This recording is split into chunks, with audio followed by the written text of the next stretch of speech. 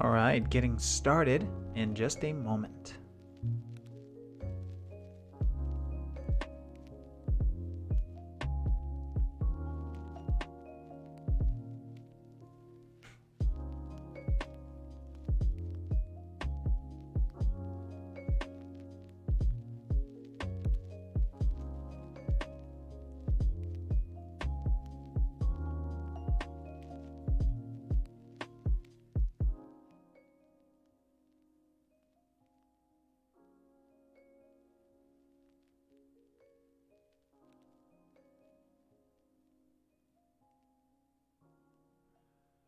All right, let's see if this works.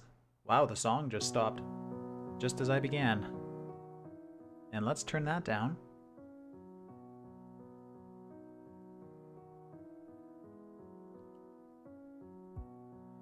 All right, new setup. Let's just jump right into this. I'm going to be tracking for quite a while. I kind of expect the stream to be boring. This is just me working out some kinks, seeing if there is any kinks. So far, things seem to be smooth, so this is great.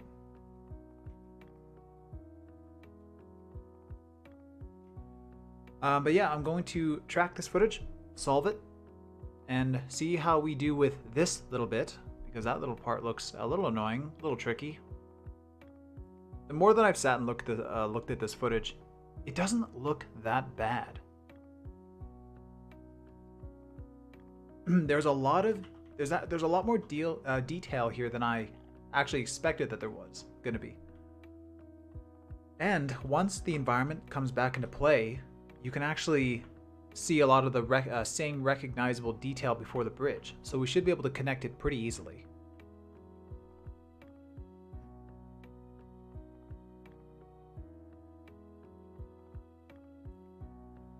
Okay, thankfully I can mute my mic so I can cough without feeling guilty. But yeah, so that's about it. I'm just going to start tracking this immediately and see how far I can get with this. And thankfully, this time around, I can actually hear the music I'm playing. So at least I'm entertained.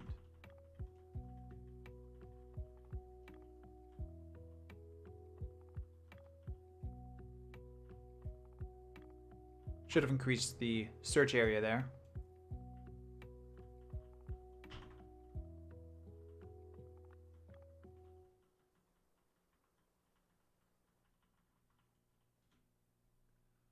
Fine, happy. I could have worked with that point a little bit more, honestly. I let a couple frames be a little bumpy.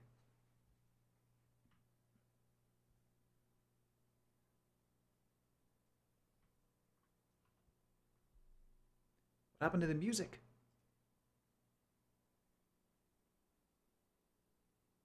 Oh wow, that song just has a lot of dead air at the end. Okay.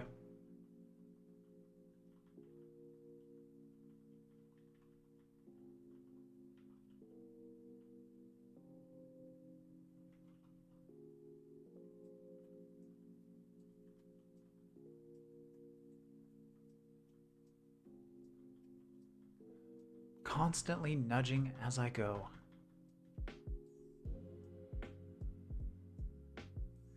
And something that isn't so fun with my new setup, or at least the new mic, is that I have it set so that I can hear my own voice in my headsets.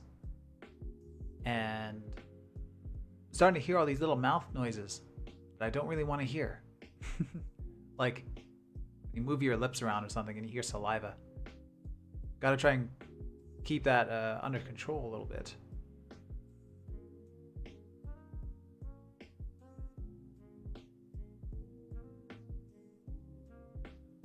I like this rust.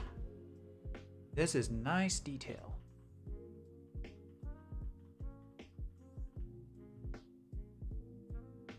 Sounds good on our end. Nice, that is good to hear. I actually don't know really how good the sound is. On my end, I don't know if it's just my headphones, but I'm getting a little bit of fuzz when I speak. It's not too bad though. I've tested this setup talking to friends on like Discord and stuff, and nobody really has anything to say about noise. But yeah, I hope the music is in good balance. Hope the voice and everything is in tune. Because it would be great if I had no hiccups on this first stream. Oh, is the chat working on screen? Yeah, it looks like it. Nice. Walnut, sounds good. Hello? Walnut, I know you provided information for the shot in Discord. It's somewhere up in history, but I'm just gonna wing it with this. Just gonna let Syntheyes calculate the focal length with whatever film back is default. I don't really wanna enter in a whole lot of information and pay attention to that with this one. Oh, come on, get out of here. Sounds good. That was a fast response. That was impressively fast. I don't know what the latency is like on the stream. Oh, get out of here. I gotta shrink this box. That is becoming very, very weird. Actually, let's expand it. What? Oh, because I have a key. There we go. Much better. Yeah, the lag is very minimal. Be interesting to see if you typed a message and then if I say, got it, just to see how fast that relay is. Let's see. Let's get some bars. I'm going to track right in the dead center.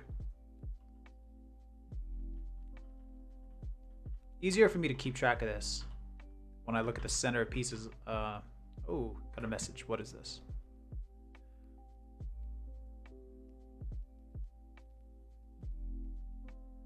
Sorry, one sec. Just have to respond to a message.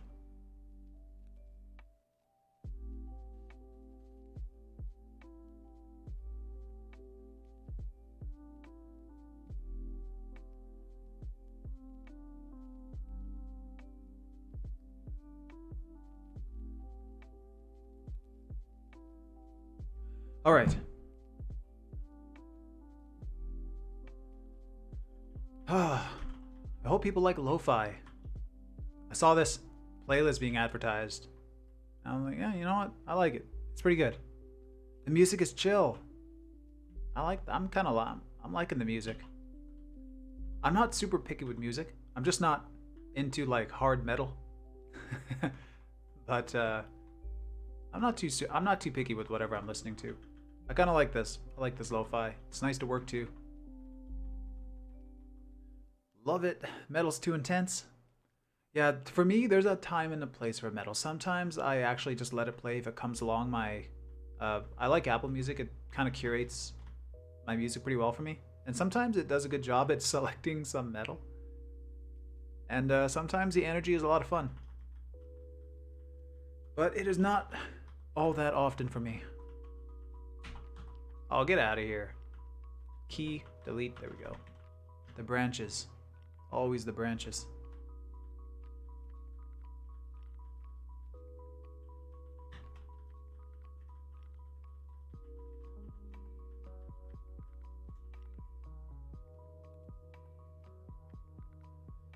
Nice. Oh, I had a question. Does anybody have any thoughts on this background? Oh crap, I can't move my mouse. Oh, there we go. Do people like this? People like this graphic in the background? Changed it from the other one. I don't know, I just kind of wanted to freshen it up a little bit. I think it looks pretty sleek. I like the 60 FPS. The other one, I think the other backdrop I had was 720. So it was like it was also it was never intended to be a background. It was actually I don't remember what it was meant for. But it was a quick animation I did for track and ended up using it for streams, but then I lost the high-res copy and I was stuck using the 720p version that I just kind of graded super bright white, used for the backdrop, but I don't know, I think this looks pretty cool. Halfway through there's a giant logo that comes up through here as well, but I don't want to sit and make you wait for this. So let's head back. Walnut, it's good. Looks amazing. Sauce. Did you make this in Blender or Maya? That one I made in Blender.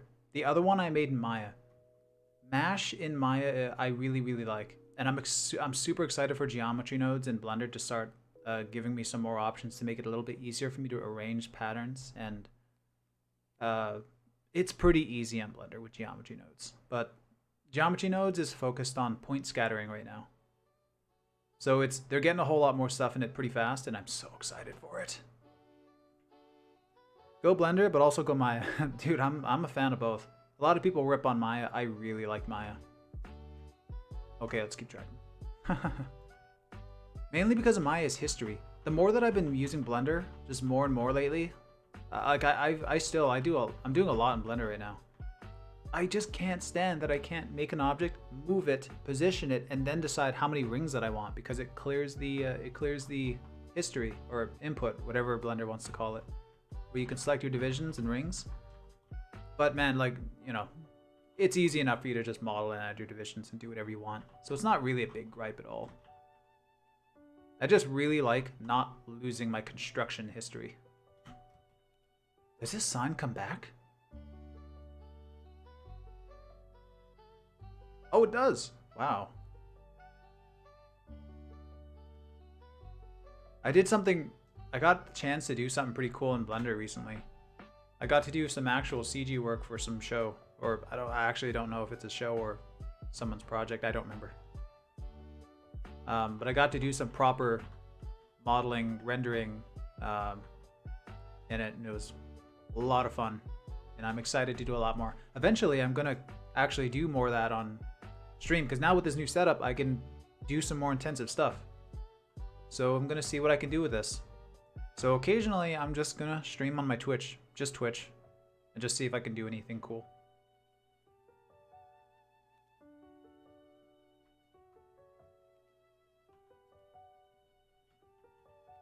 A lot of the time, some people like to go and track the corners of things, like right here, or find some sharp edge.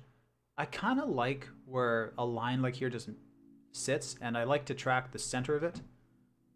Just a little bit easier for me to keep track of.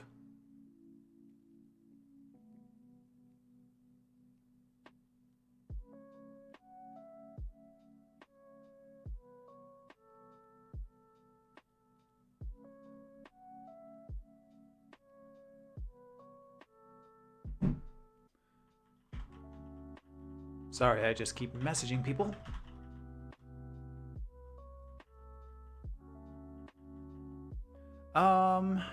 Walnut, nice. Hope you can do more on stream now. Oh yeah, it's so easy for me to stream now. The setup's permanent. I don't have to rearrange things. I don't have to set up or plug anything in. I kept having to tear everything down last time, so I'm probably gonna start streaming much more frequently. It's very easy now.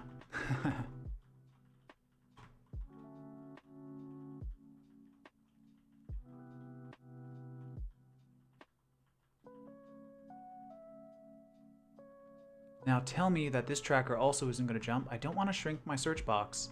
Just lazy. I like details where I don't need to keep changing the scale of things. I'd rather pick those points than spend time getting fine little details that just aren't going to stick around for me.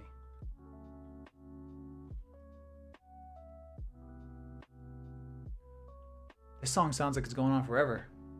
What's the next one like?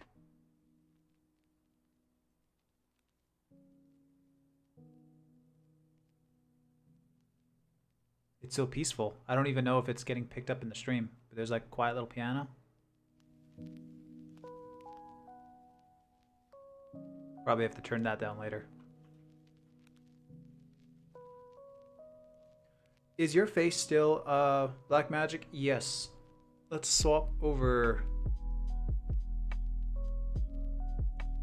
It's almost kind of weird because I don't know exactly where to look.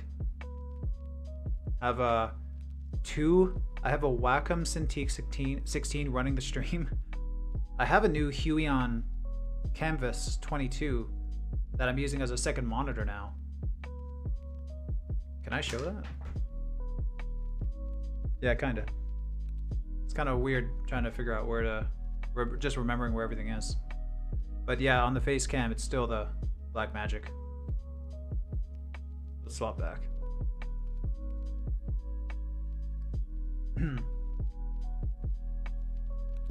Let's see. I know I'm looking at this more than I should, but again, I'd rather just find points that are easy and that they're gonna last and they're not gonna jump around. That's why I'm looking at this a little bit more than I probably should. I'm just gonna give it and start tracking some of these bars. These bars are great.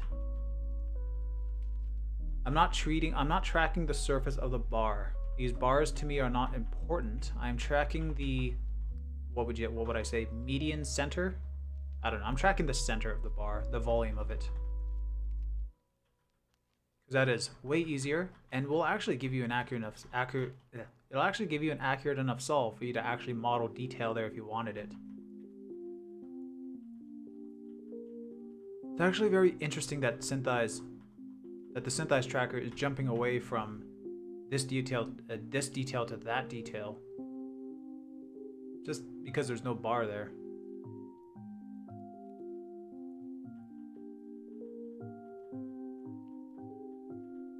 You know what? I should turn off this feature, that predictive search box. It's kind of hurting me right now. Track. What is it? Sticky? Yeah, I think it's sticky.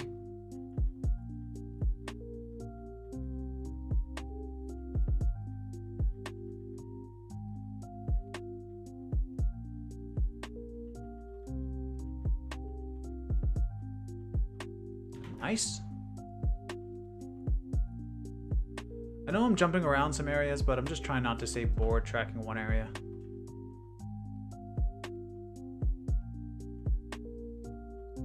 I'm actually kind of curious what the solve is going to do with this shot. Because this is shot through a windshield. There should be some weird distortion here that actually no program can solve. I shouldn't have tracked the corner of this arrow too. I should have tracked the flat side. Easier to manage that way.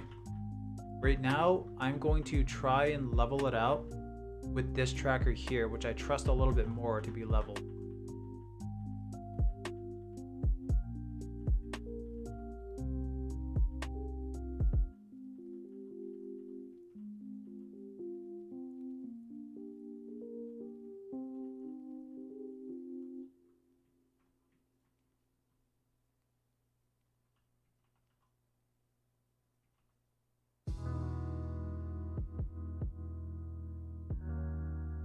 Turn that down just a touch.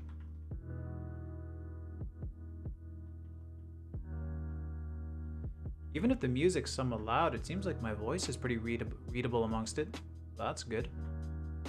But if the music's irritating, please let me know.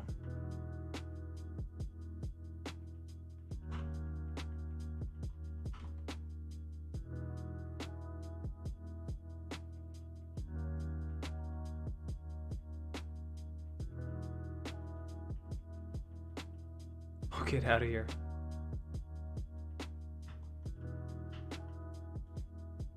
There we go. Yeah, the music isn't too loud at all. Awesome. Thank you, Souse. I just realized your profile picture looks like... Is that spaghetti? Is your name Souse and your plate of pasta? That's pretty great.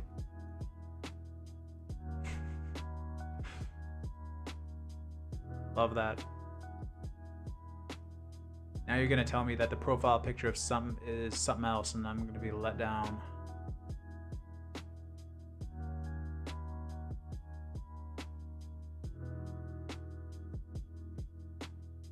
It's kind of weird for me seeing obstruction signs like this here. And then very visibly seeing the giant two-walled bridge here. For, I'm spot on, spaghetti with sauce. Spaghetti with sauce.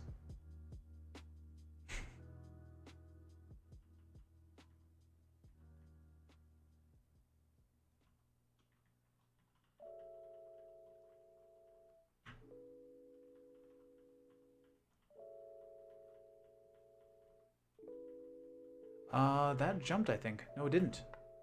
Nice.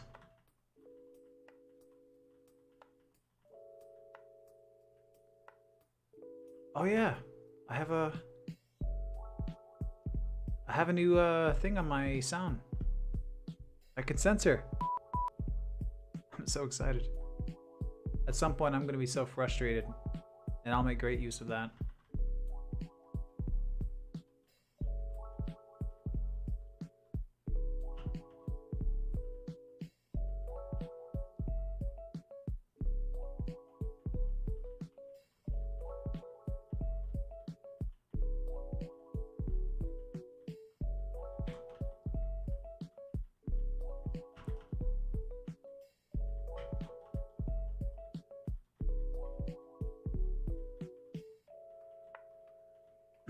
At some point, I kind of want to pick a scene from a movie.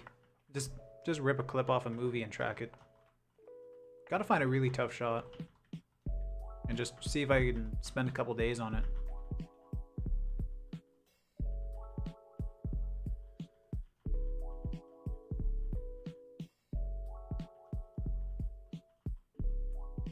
Just trying to think of what I want to do for my next coming shots. Don't really have a plan. Just spent all my time trying to set up this PC. Thought I would wing it. Start with this shot.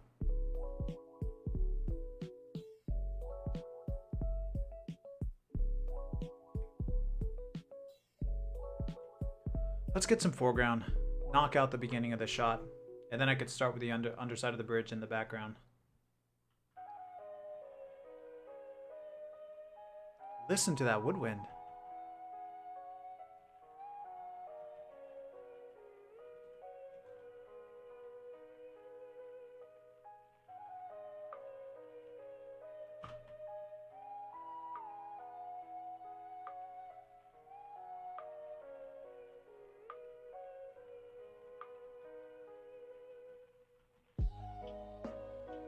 Let's squeeze one more whoa, it's gone.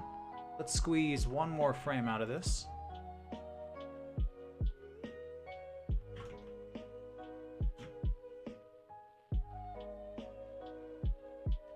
What's on the ground? I'm gonna track one point at random and just see what the motion is like. Let's tone that down just a couple notches.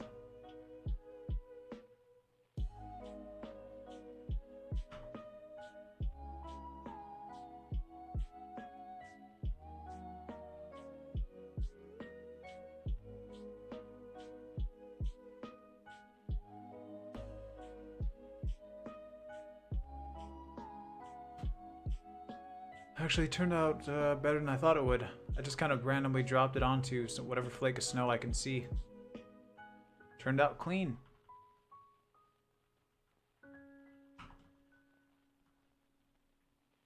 And Syntheyes does not want to jump onto that detail.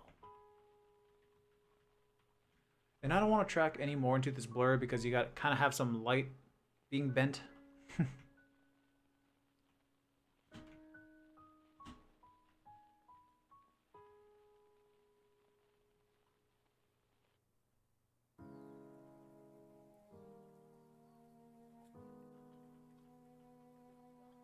I didn't exactly know what I was tracking here, but it looks like I'm just gonna let my tracker fall on this speck of snow. It doesn't look too bad. It slides a little bit there, so let's reverse the tracking direction. And let's find the point where it starts to slide. See, it's sliding down to the middle of the snow. So I'm gonna start around here, turn offset on, and I'm just going to bring this back up. Just kind of watch it, see if it feels good. Yes. It's not great, but it's not the worst.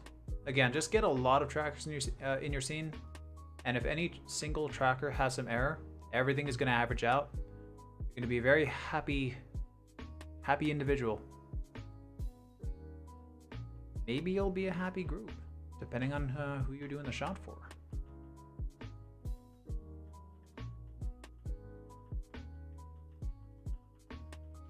Don't feel like feeding that one anymore.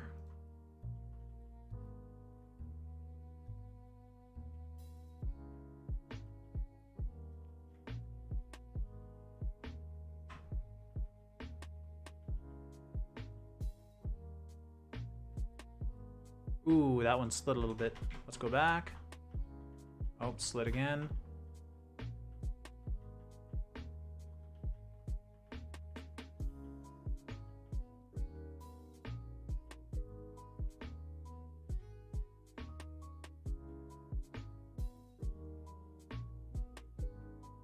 I guess I could try and track the sign.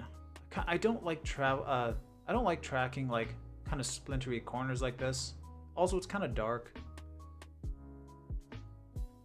So we'll see if this tracker is stable enough.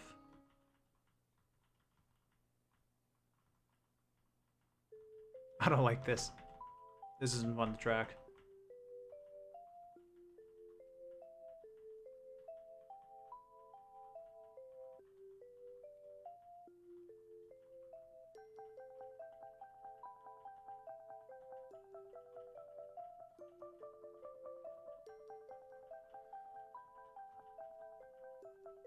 Yeah, I've kind of grown very impatient with this tracker, and I'm not doing the best job of it.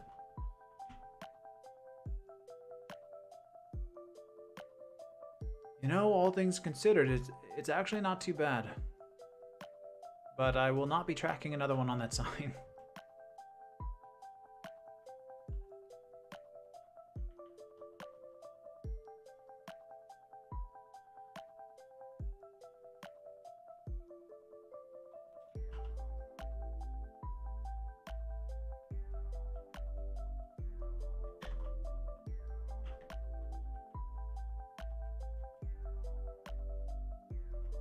Oh, you could just see that shutter, that rolling shutter.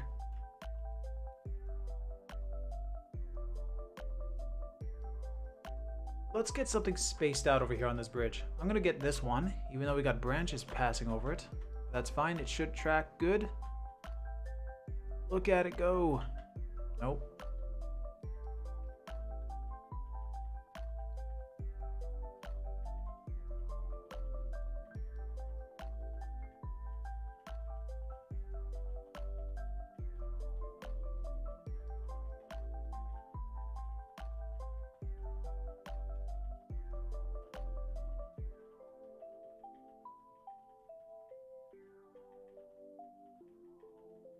Ah, not fun. Not fun.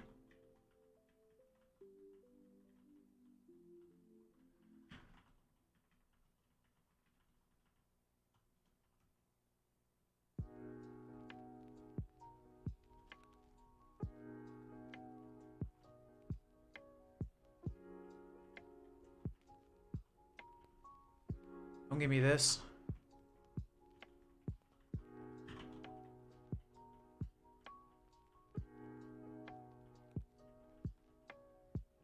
Don't give me any of that either.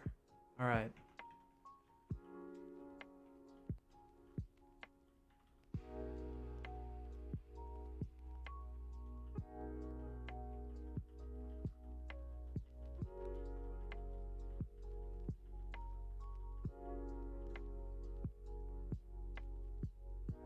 Cool.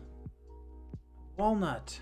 Would doing pre-processing on this footage help with the tracking since it's log? I have a weird thing about that. So, well, yes. Short answer is yes. But it depends to me on how helpful it is. It's like a shot like this dark patch here. If I put a tracker here, this one's likely going to jump around. But the fact that it doesn't even jump around that much and it's seeing more detail than I am. Oh, well, we went a couple frames away and then it screwed itself up. Oh, that's because I'm on a motion blurry frame. Anyway, Syntheyes is seeing, if you can contrast up details, chances are Syntheyes is also seeing that detail without you contrasting it up. But of course that doesn't mean that's ideal, because you could have a sky, if you clipped this, you definitely are creating patches where there is, you know, very solid ones, solid zeros. Because Syntheyes would look at anything in between. Oh. Ah. These values here, like, if you contrast an area like this up, like, yeah, you might see some more detail in these bars or whatever they're called, beams. But when you contrast them up, you'll get higher contrast whites, but the blacks get higher contrast as well. So there's like, you're getting more equal battles amongst the two again.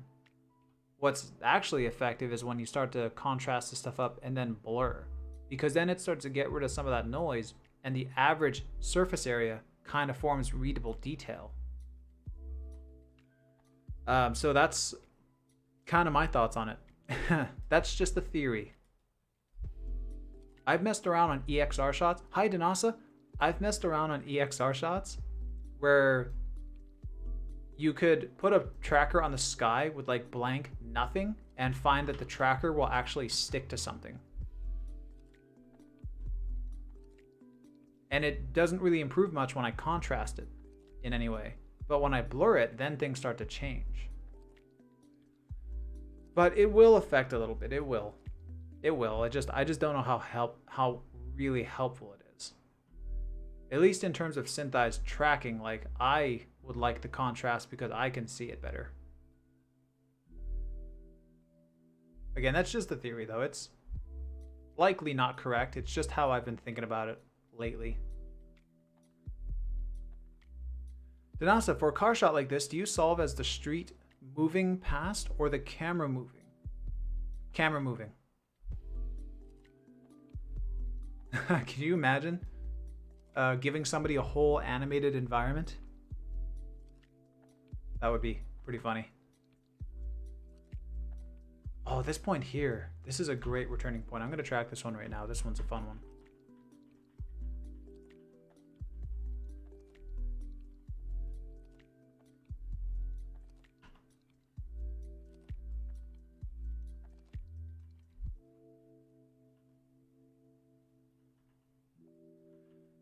Oh yeah, I got another hand shot I'm going to be doing sometime for the NASA. So we're going to do another hand track, solve, and really, really rough stick a hand to it in Maya. Little cheap rotomation.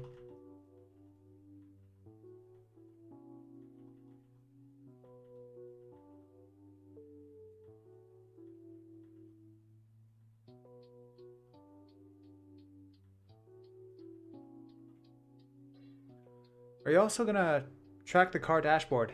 No. I don't want to. Just gonna track the environment for this. No cars. That would be a fun car to track right there.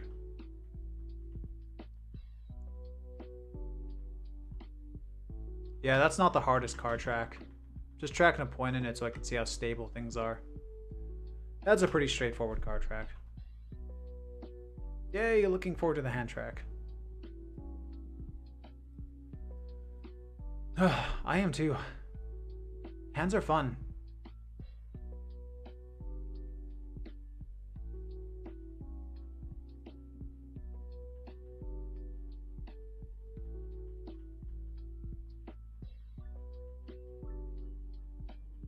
Ooh, this point's a little bit of a lie.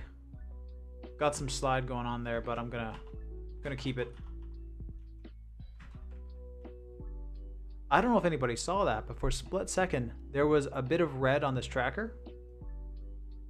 Was just talking to Mad Mark on his Discord about trying to do stuff like that. It's kind of weird.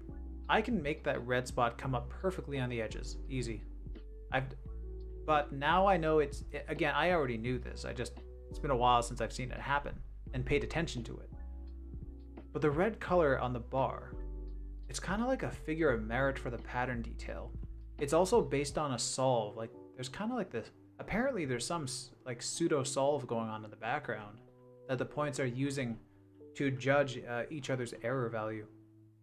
Even if there's no solve or something. Apparently, I don't know, I could be wrong on that. Well, I want to solve this. Shift G. Cool. Maybe let's leave the beginning here for now, and then let's start tracking this bridge and some of the harder details.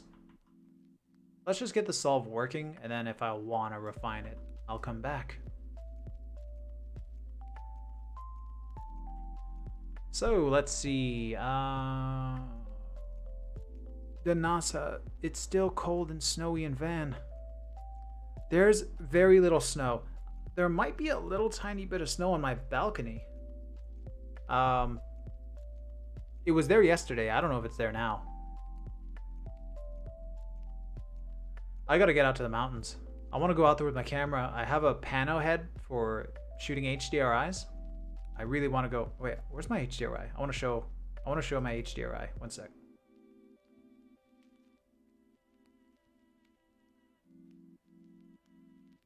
One sec. I just put that screen up for a moment, just in case a project title flashes in Blender.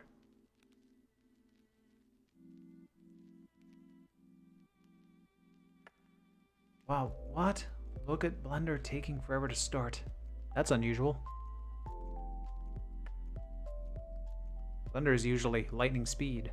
Oh no, I think my Blender bugged out. Oh, it launched. Cool. Alright, one sec.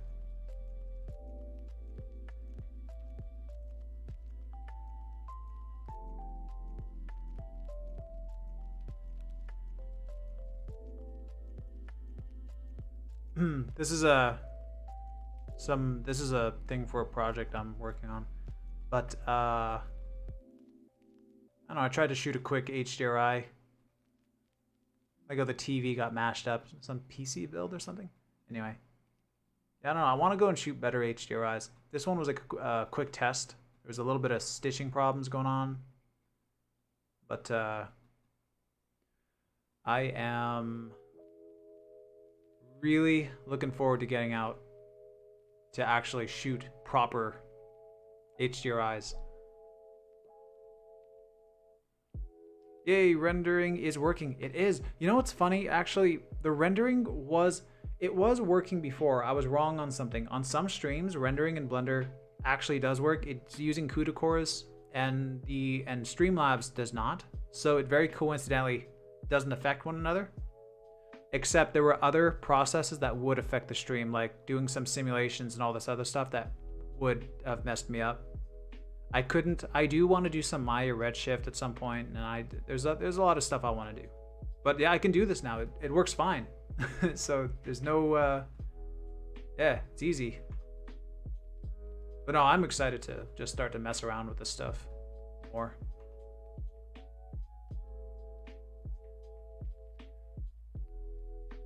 Ooh, slow startup. Gotta lower the resolution a little bit. Alright, let's get out of here. Ah.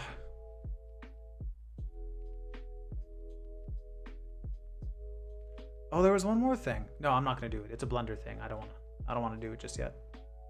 Somebody, was it John? From the Discord? Mark, howdy. Things are different. I got a new PC built for streaming. So things are just, it's so much easier to stream now. There's no setup for me, so I can do this a little bit more frequently. But yeah, things seem to be working out great this stream. Everything's working fine. Apparently the audio sounds good. So no hiccups. What do I want to track? I'm just thinking if I want to track the background first or this bridge. I should just get this bridge over with.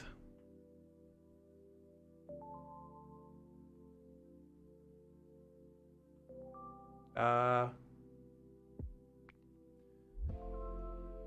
out of here. One sec. I just want to stir my tea real quick. Well, it's okay. I should probably mute the mic for this, but I don't know.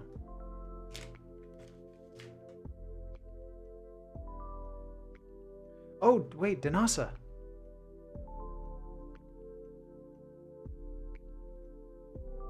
Using your mug, man. TARDIS. Good old TARDIS tea. This is the most British thing. I'm having tea in a TARDIS mug. This is very fitting. What type of tea? It's tropical green.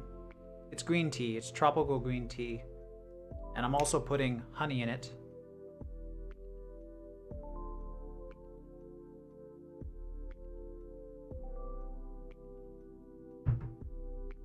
I don't have a stir. Oh god.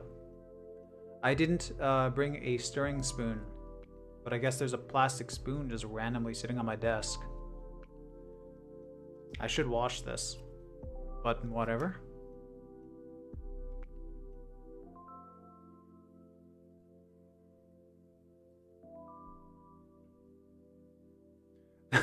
Decadent. LOL, Calvin is officially British. There was a point where all I was watching was British stuff. Danasa, the TARDIS mug. That is great. You're the doctor, the doctor now. I would love to do a TARDIS shot in Blender. I tried to do one in Maya some time ago. I actually did a really cool render of a TARDIS. It was my wallpaper for a long time. You can do some really cool visuals with a TARDIS. Blender would be fun to experiment with, because Blender, there's some render layers I would love to figure out, so I can get the interior TARDIS, the infinite, like, interior, and then the outside small box TARDIS. I would love to do that in Blender. That might be a project that I might try to pursue. Okay, let's start tracking this bridge. So the underside, this is going to be very annoying. I'm going to start contrasting things up a little bit. I can't scale it. Oh, there we go. Okay, that worked out. Also, my nudge isn't working. No, it is. It's just going very slow.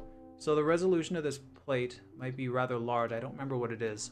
Shot, edit shot. 2048, 1080. No, that's not much at all.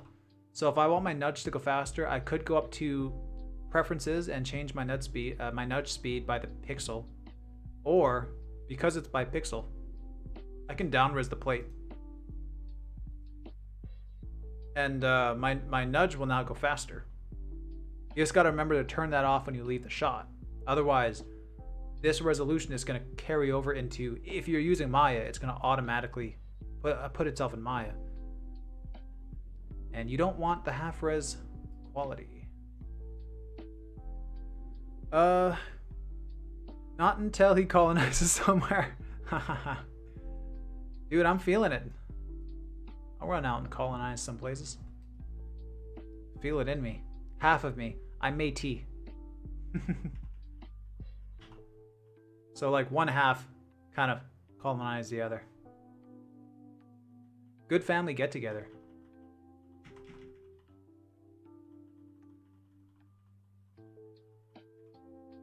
So good though. Walnut, I saw a cool shot where a guy walked through a doorway and entered a TARDIS, and then it became full CG. He panned to see the doorway.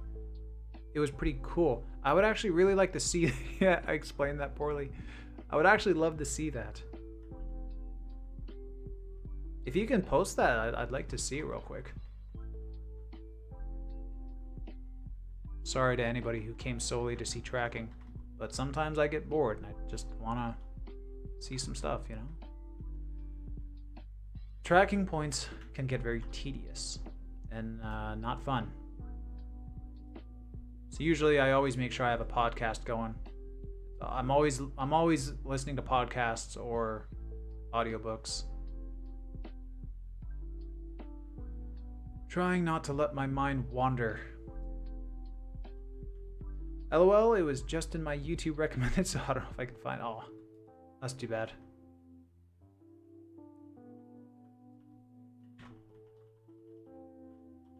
Hey Cal, I don't mean to distract you, but have you seen this? I can't. Sorry, one sec. I'm just gonna flash this. I just gotta get used to links just to see where they open up on my screen. One moment.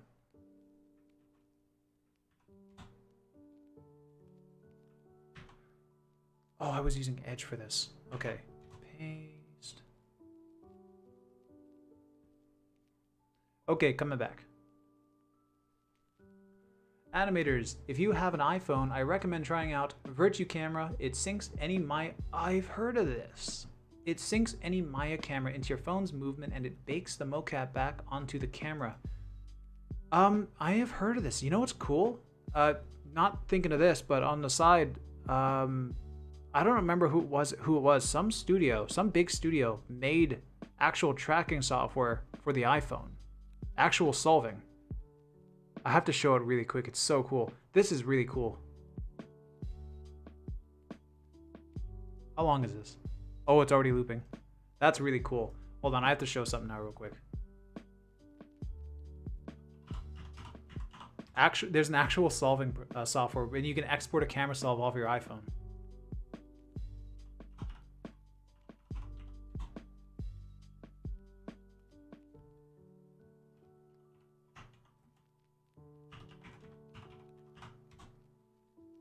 Walnut found it. Wait, you found it? Oh, the video. I'll see that in a second. I do want to see that.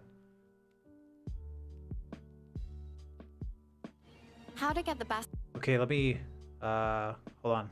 Now that I can actually adjust volume separately. Music down, system down for now. For creating stunning videos. Stunning videos. Okay, this is cool. So yeah, this is solved on an iPhone. But it's not like you kind of expect it to be an immediate AR just left at that, but there's actual tracking. Tracking can be a real pain, but there are a lot of exciting places that the app, so I can show and search for Camtrack AR. Camtrack AR. Bam. The app is free, so purchasing isn't necessary, but if you do want to buy, you can subscribe for $5 a month, or you get exports to After. Yeah, my iPhone doesn't support it, sadly. Oh man. Free version, you will get the we can set Yeah, I saw this a while ago. This is really cool. want and setting that anchor point. So for this shot, I walked around my yard setting anchor points, and this is insane. It works incredibly well. Once I had them all set, I could just move around, get close. Denasa, yeah, I saw it. And it's all just locked in. So with this quick track, I did a shot with Josh and Frame, and then moved a match. It goes to your files folder. Just go to File, Scripts, Run Script File, and choose Solid Layer. And Yeah, that is super cool to be able to do. I'll never do it, but it's really cool. All right, Walnut. Let's see this.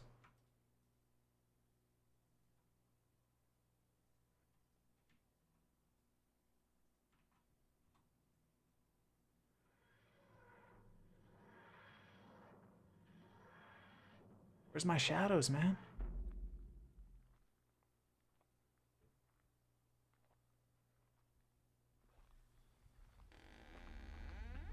Ooh. That looks like classic Blender noise procedural. Hey, 12's TARDIS. Wait, this may actually not be 12's. Wait. I don't think it's 12's. I think it's 11's. The late 11's. Yeah, the shot isn't technically amazing, but I like the idea. Walnut, I think this is my favorite interior. I think so too. I like 12's interior. That's cool. Actually, man, that looking outside the door looks really cool.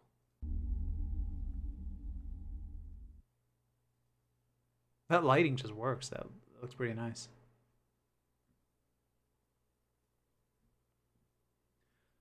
The tracking is pretty solid. Walnut, 11's is too blue. I see what you're saying. Yeah, it's very perfectly blue. But yeah, when Series 5 started, it was kind of a very fairy tale-esque kind of a beginning, and everything was just so saturated. I thought it was alright for the style. But there were some environments where they put that TARDIS in, and it was so blue. Could have toned it down just a little bit. Like, it kind of looked a little plastic. Where's my music?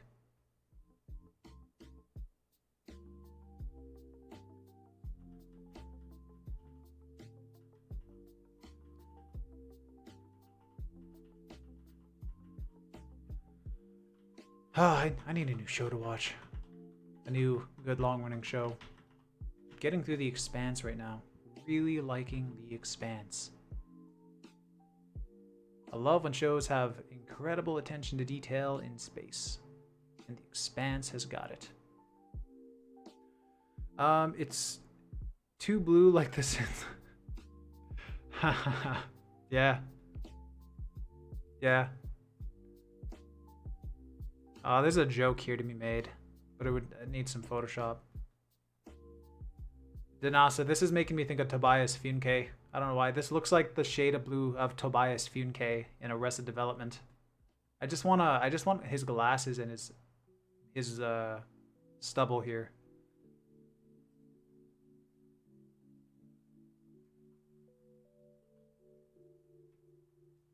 I was actually looking at this corner for the past few minutes because I couldn't tell if it was intersecting. I saw it when I stabilized on another point. I think this is a fake. This definitely is a fake corner, but I'm wondering if it's worth it just to track. It's not. It's not worth it. It's too much parallax.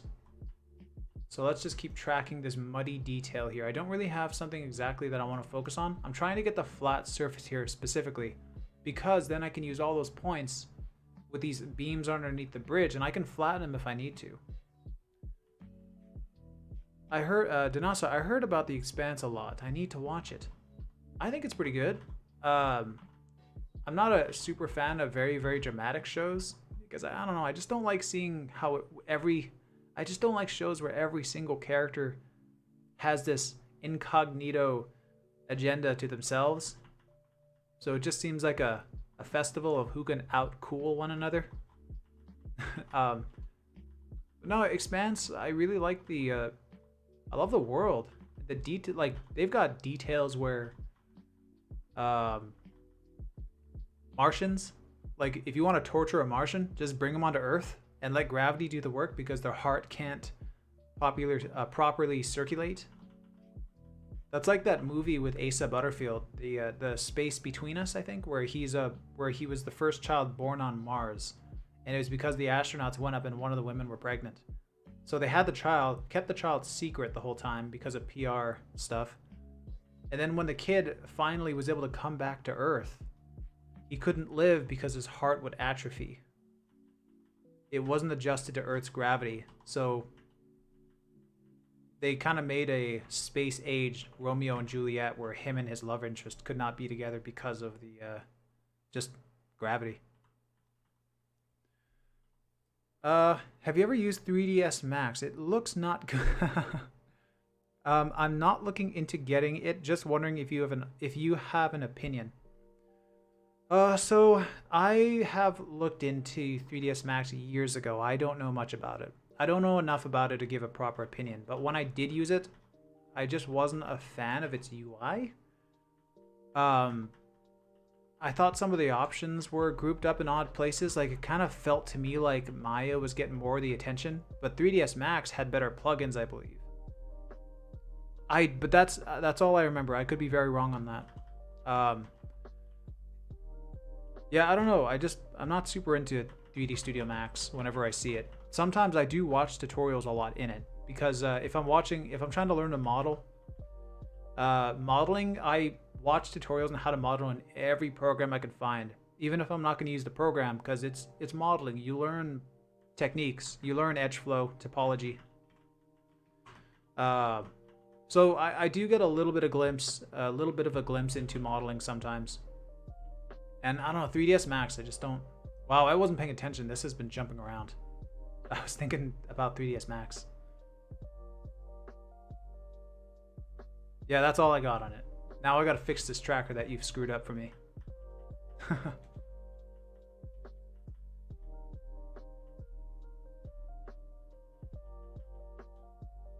One pop gone.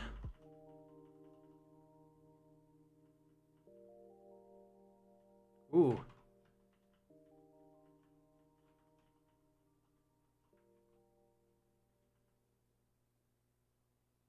Cool, I think it's good. Let me just F7. Take a look at the velocity. Make sure I didn't leave anything. I think it looks pretty good. Cool.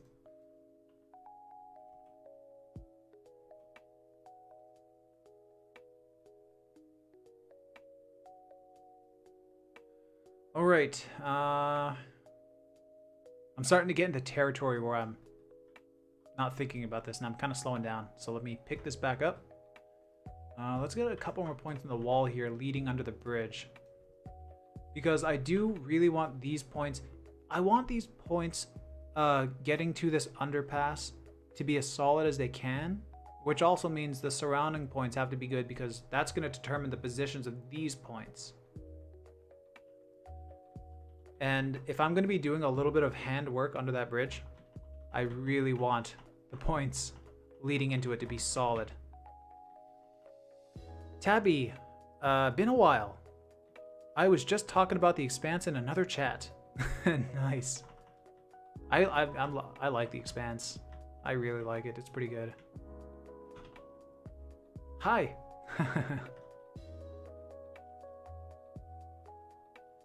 Great show. 10 out of 10. Yeah, I would actually rate it pretty highly as well. And the reviews of it are excellent. I started watching it because I started noticing astrophysicists talking about the attention to detail in it. And now that I've started watching it, I love the writing. Like, they fleshed out the world so well at the beginning. Feels like I'm running an ad right now.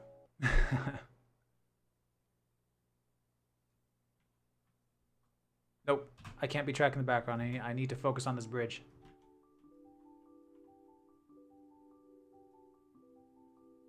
My search box is so massive. Then also, okay, fine, I'll start watching it. Tabby, I love the political thriller aspect of it a lot.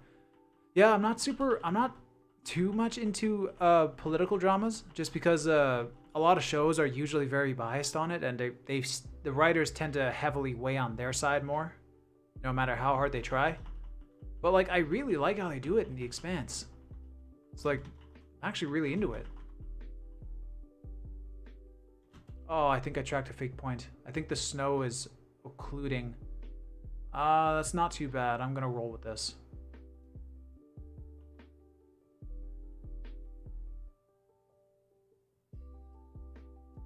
I gotta finish watching Morning Show. I like the performances in that one.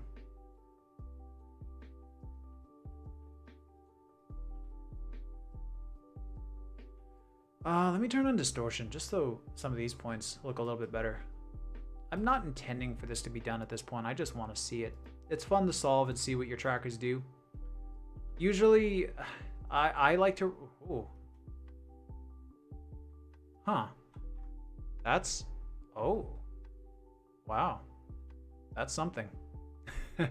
Danasa, do you watch his Dark Materials? I want to watch that, actually. Actually, I might start watching that here pretty soon. That's a good one to remind me of. Okay, so this solved in a straight line. And how do you fix that? First thing, I'm gonna try my own beginning and end frame. So let's just pick 2 frames. When you're working with your beginning and end frame, pick 2 frames that have good, recognizable motion between the 2 frames. And also, between those 2 frames, the majority of the same trackers, minimum 4, need to be visible on those 2 frames. So if I go like, I don't know, here, nice position, come over here, nice push in, we got the same trackers, go. So it looks like it already solved it. The points are good. So if I hit F4, yeah, everything looks pretty nice. Spacing looks better. If it still doesn't work for some people, cycle through your hints. This left, right, upside down, these hints is the motion between your first and your last frame. So I picked a frame like here and here. And what does the camera do? It pushes forward. That's the initial motion. So I just cycle through these and just see what works. It has some great creature work. I'm excited to see that actually for the creature work. I watched the Golden Compass a few months ago just for fun. Because I think at the time it was praised for its creature work. I thought it looked pretty cool. It was pretty fun. But not a good movie. Oh, my sound cut out. Not a good movie. But I had fun watching it. I'm actually really excited to check it out now. Okay, let's contrast it up and let's get some points under the bridge.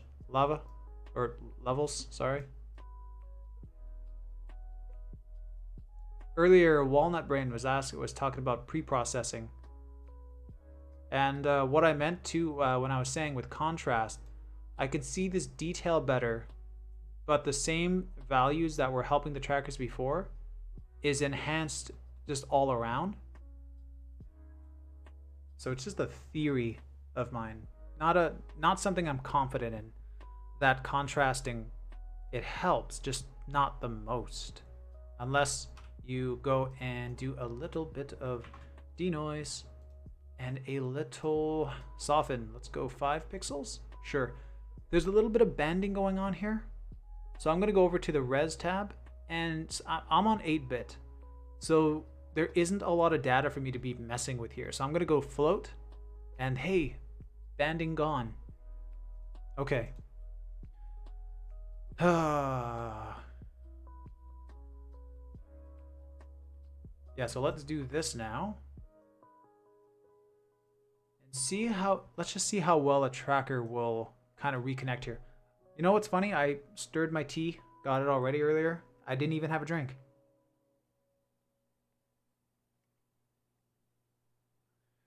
I once made a joke because Danasa, this is Danasa's cup. He used to be a roommate of mine. He bought the cup and I made a comment about how it just seems like an extremely inefficient cup to drink out of.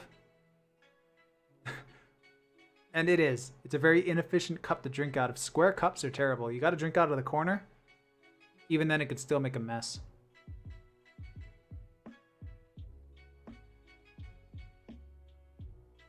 But not today.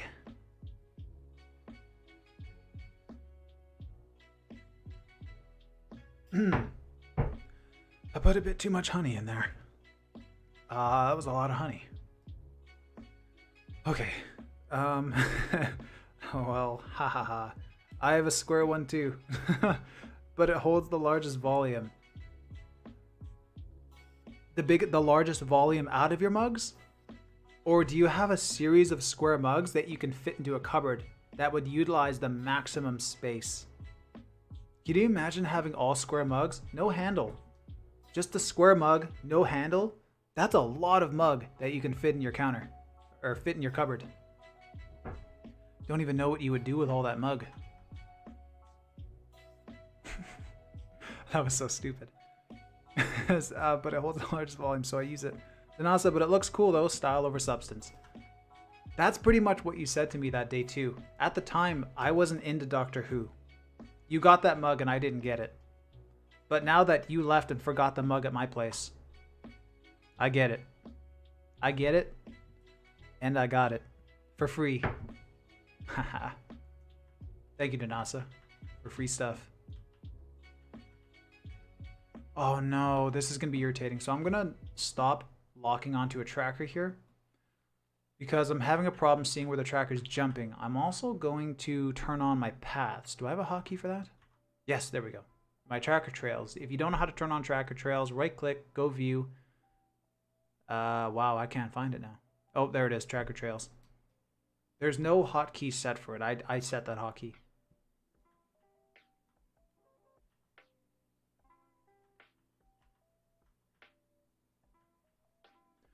Tabby, a peek into your brain, so efficient. Souse, you should just have one really wide bowl mug for most efficient storage. One really wide bowl mug? But if you have a bowl, that would imply that the corners are beveled. How are you gonna utilize that bevel space? There's a serious flaw in your plan, Souse.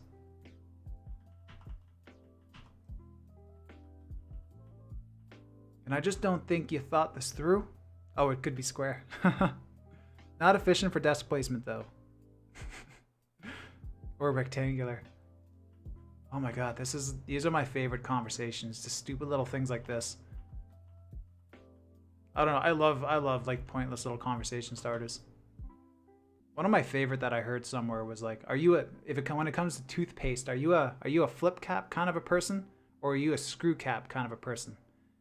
I personally am a screw cap kind of a person because every flip cap on a toothpaste tube that I've ever gotten has accumulated such a pile of a mess within the cap. And then you open it up and it's like, I don't know. It looks like I don't know. Looks like a eruption of freshness.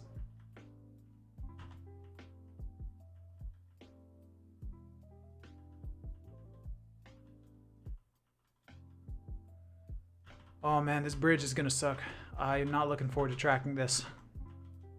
I might do a little trick on this bridge. I might try something crafty if I get lazy, because I think this bridge is gonna take a long time. Maybe not. Oh man, that's gonna take a while. No, maybe not. It might not take a while. I'm just kind of panicking for no reason. Let's start with recognizable details. Wait, I missed a few. Oh wait, sorry, I missed a few messages. I have to scroll up. South apologized for the rectangular mug bowl.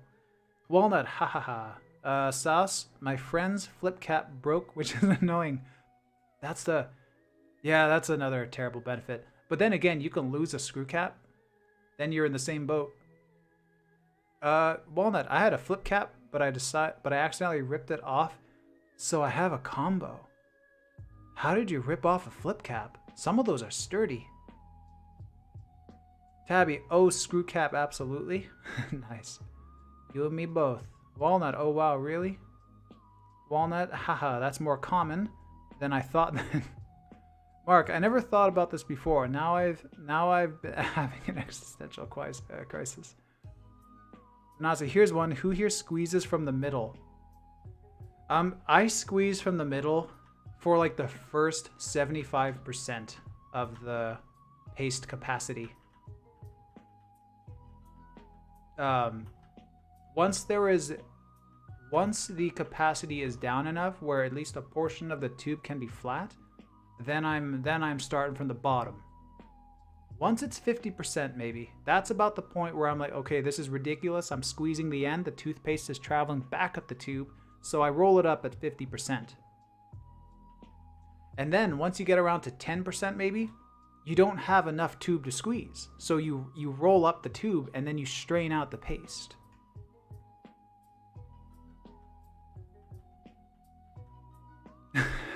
Because you're gonna be banned. Because you're gonna be banned. Walnut, mine was not sturdy at all. Tabby, ban the admin. That's so good. I think I can. No, I can't squeeze one more frame out of that tracker. Not in that direction.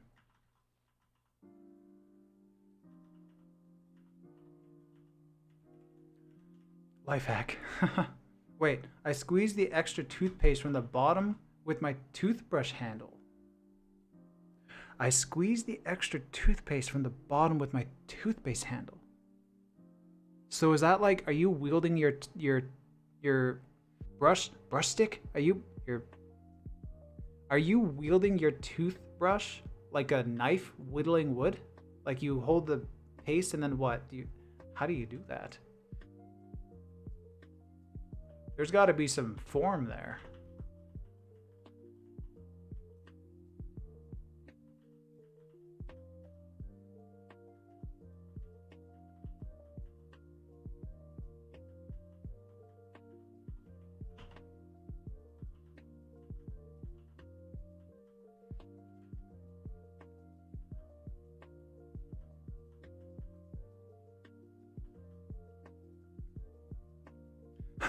Sorry, that makes no sense. Tabby, tools, it's what separates us from the animals. I'm just picturing like 2001 Space Odyssey. You see the apes have like found their first tool. It's not the bone, it's that they've started like whittling away at the nub of a Colgate tube with a brush.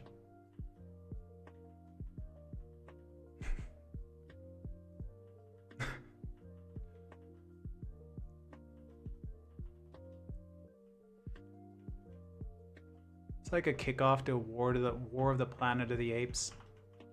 You've got like the guy screaming on the beach, "You animals, you blew it up."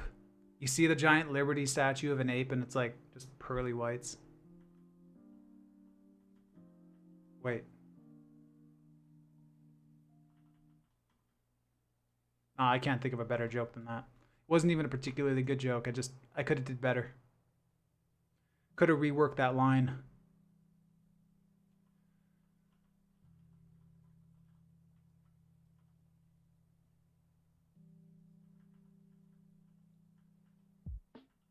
Where did that detail go?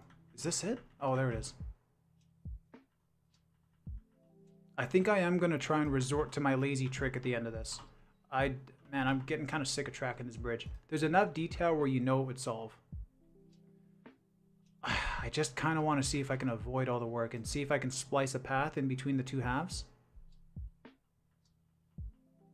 I might.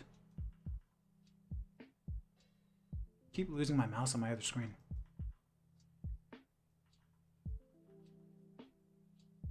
It made me chortle. Made me chortle? Is chortle? Hold on. Is that a word? Oh, I gotta look up chortle.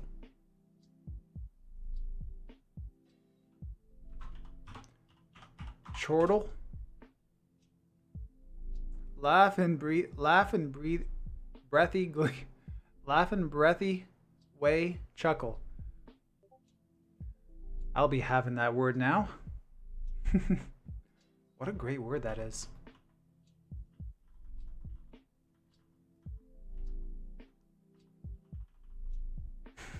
It's either a word or a Pokemon. That's pretty good.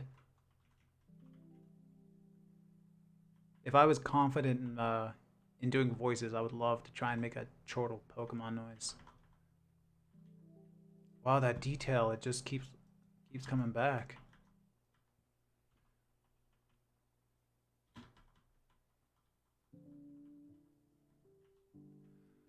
Okay, let's try and get a couple harder points here. These are kind of faint.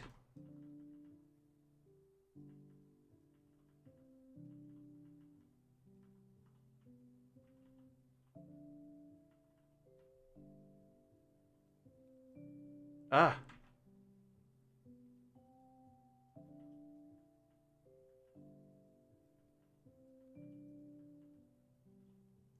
Souse. Oh, war chortle. Souse. Urban Dictionary says chortle is a manly chuckle and other things that we will ignore.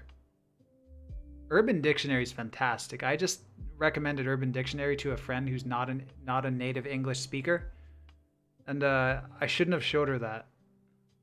I don't think she's using it. Atomic Troy. Do you ever use high pass? Yes and no. It depends.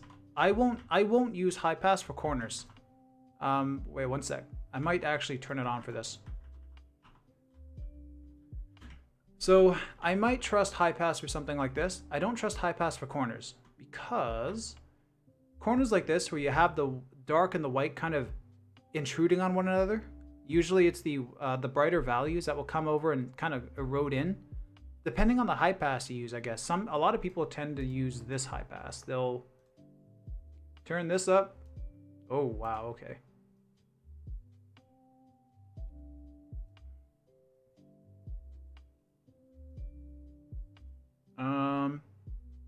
I have never gotten a high pass like that before. Let's take a look at this. I don't know what the, hold on.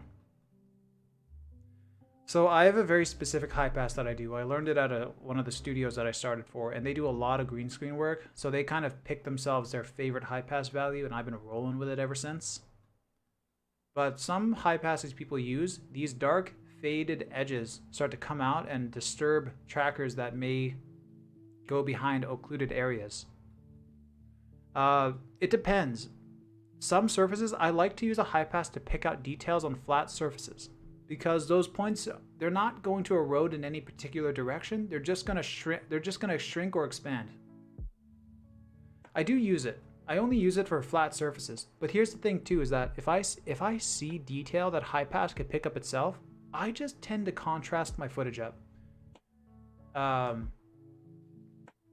don't know. I've just gotten to the point where I'm manualing most every other frame. I've gotten so used to it that I just don't do it with high pass now, because high pass, it's cool, but the noise, you could see the noise has expanded as well. So when you turn high pass off, there's a good chance that you're going to have a bubbling tracker. And at Track VFX, we have a number of people do points for us, just points for us, and they send us the points so that we can solve a lot of the work in-house faster. But those points, they come back and we can tell they used high pass, and we ask them, and yeah, they've used high pass. And the high pass, it's really nice. It gets you nice contrast. You can get your tracker to stick easy, but there's a good chance you're tracking some noise that you're not seeing, because from the view looking at a high pass, it looks fantastic. I do use high pass though. I use it sometimes. I just don't use it as much as I used to when I started out.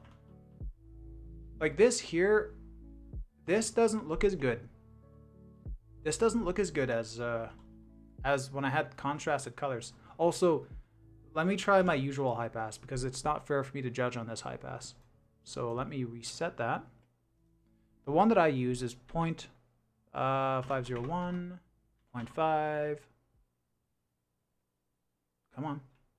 0.499, 1 gamma. Filtering, high pass. Let's try 3 to start. Blur. Let's go 5. I don't like this. 2. 2.5. So my high pass isn't even doing super fantastic on this one, but let's also turn off the noise. See if we can get some of this color noise out with this. Yeah, not really. Yeah, so my high pass didn't really do too well either. What I like about this high pass is if let's go to the start. Let's go 2. Let's turn this down to 0.7.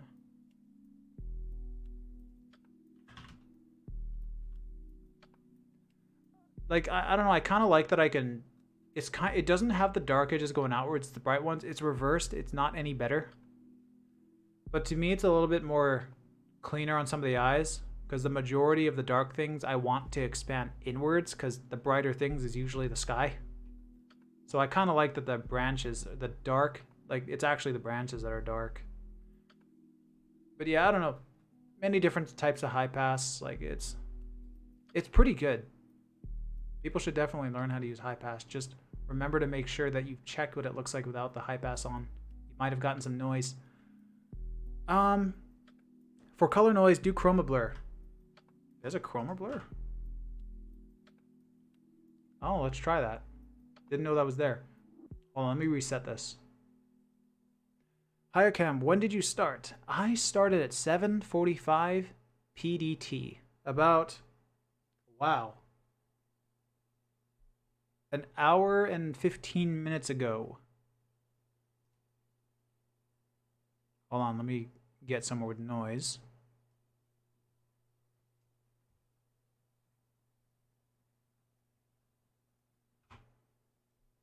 Before I try a high pass, I just want to see what this does first. I'm going to contrast this.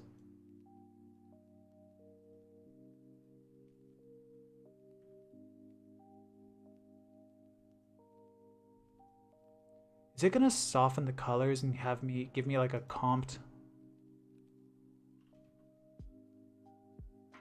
That's pretty cool.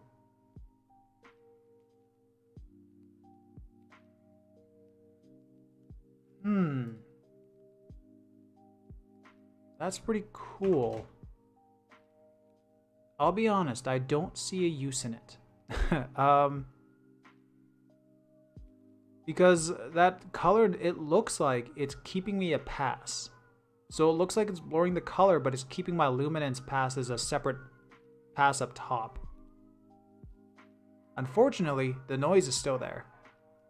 Because even though color noise is like, sorry if that ambulance is loud, color noise, those values, yeah, they'll bump around your tracker, but it's just 0 to 1 values.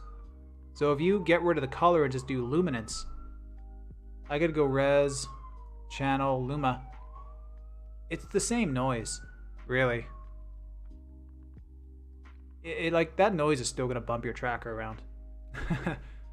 It's more helpful for very color noisy stuff. Regular denoise doesn't do color noise, I don't think.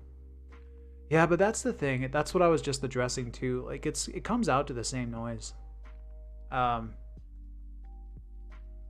Yeah, I've never seen anybody talk about this like ever.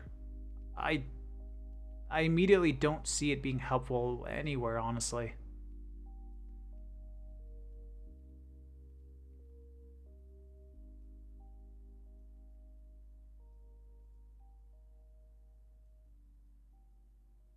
Haha, that's cool. Wait. That is trippy to look at.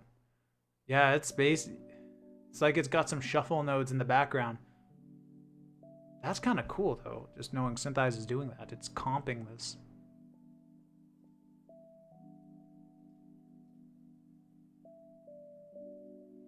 Yeah, I don't know. I don't see that helping me. But that's cool to know. I just never thought to look at that. I've messed with it before in the past because at some point I've messed with every slider.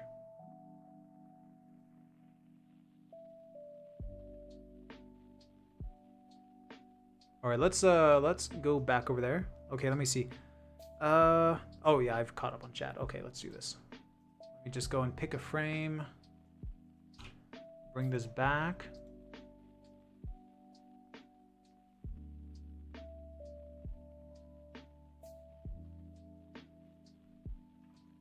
Apparently, noise reduce doesn't do anything past 1 as well. It's very... What if I turn it right up? Just blurred it, really. Ah, well, I'll keep it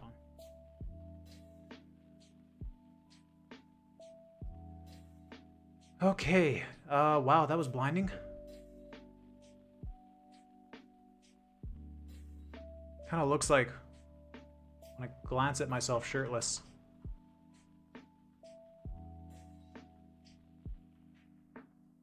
That's some imagery in people's heads.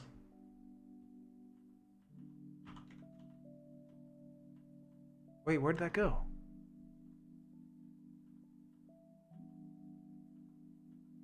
Ah, there it is.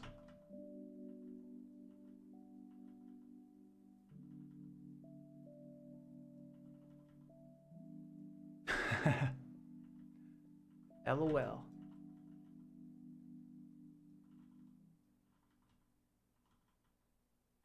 It's like the light at the end of the tunnel when you realize your track is dead.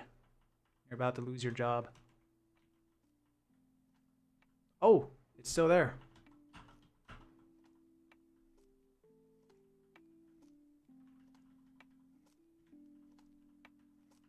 Okay, let's get a 4th point and see if we can connect this. And then it might connect those points. Oh yeah, that's gonna work. Okay, let's get whatever this is. I kind of don't... No, I don't want to track anything that's inside of those rafters.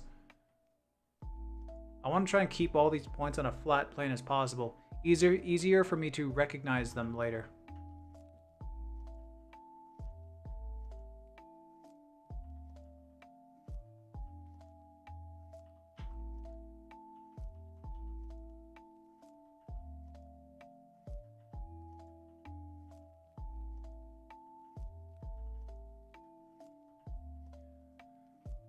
Ah, that point jump.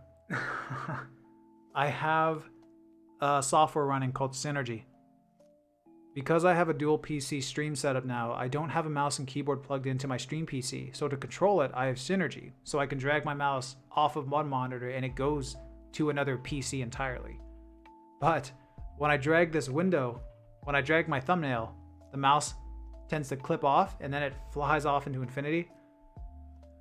Oh, here's a good opportunity to use this button now. That tracker can go itself. Haha, I got a sensor button now. I'm so happy. I'm gonna abuse the out of this.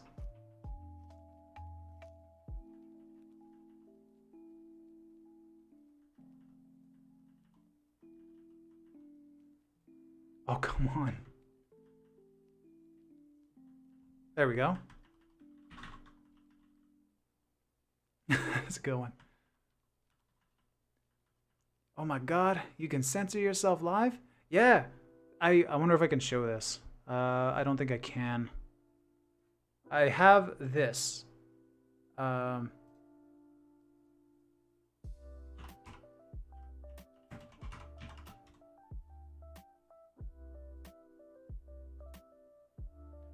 Yeah, I have this. A lot of streamers use it. So I can control my mic so we can get quieter. Very cool. quiet, bringing it back. And yeah, I got my music gone. And you can see my little sensor button at the bottom. I would love to get a foot pedal so I can have that going with my, just so I can hit it with my foot, not even have to reach for the soundboard. That would be the dream.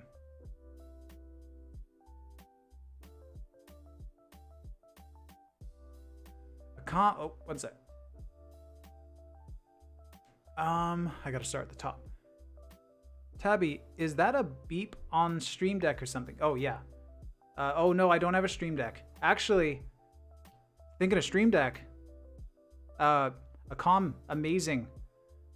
Occasionally, some people ask me like how they can support me. And a comm helped me out, hooked me up with a Stream Deck. I'm so excited, man. There's so many things that I want to attempt with it. It's going to take a couple weeks for it to get here, but yeah, that's also going to eliminate me having to have my mouse travel from one screen to the other. So I'm not going to have to deal with this. There, see, the tracker's gone. Actually, I can turn that off right now. And I can use a pen. Sorry, one second. No, I'm not going to do this now. I'll figure this out for another stream. Oh, I'm sorry, man. You should use other sound effects instead of regular beeps. Instead of regular beeps, can I set other sensors? Oh, don't mention it. This is nothing. Oh, sorry. I actually took that the wrong way. Wish I could support more, dude. That's like the best thing ever, man. I've spent so much money, and like this setup costs so much money. Also I moved. So yeah, I've lost a lot of money the past couple of months, and the support is amazing. Cause yeah, I don't earn anything off of any of this. Just kind of doing it because it's fun. Started it out so that we can help our in-house artists at Trek VFX. But yeah, it's kind of turned into a lot of work now. It's still fun. It's not bad work, but keeping it going, it's a little bit.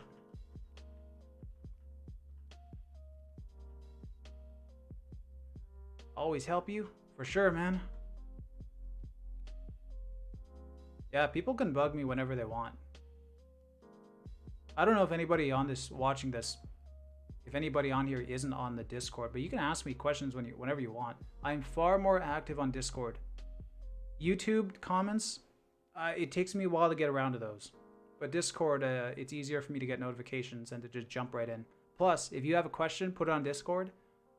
Everybody has the opportunity to learn from it. Even if it's like the simplest question, like how do I put a tracker down? How do I stop a tracker from jittering? Stuff like that. There's some pretty seasoned trackers out there who still learn from little questions like that, or little answers from questions like that. That point's annoying.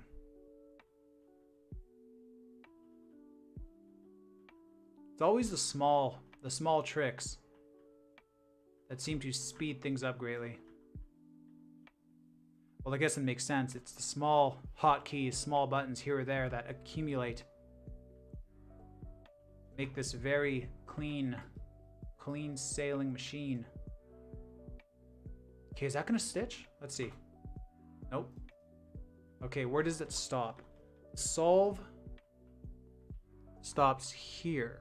1, 2, 3, 4, 5. Okay, 3 trackers. The solve stopped right here because there are 3 trackers.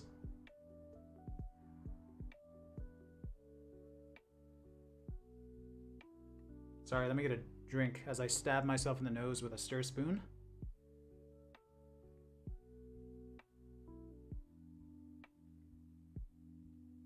And I went and did it. I made a mess out of this inefficient mug.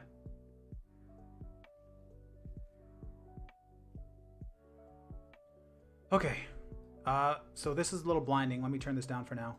But we have to add a tracker or 2 here. We have a frame where there is 3 trackers. This is the case where I would say yes, use view, time bar background, show tracker count in your time bar.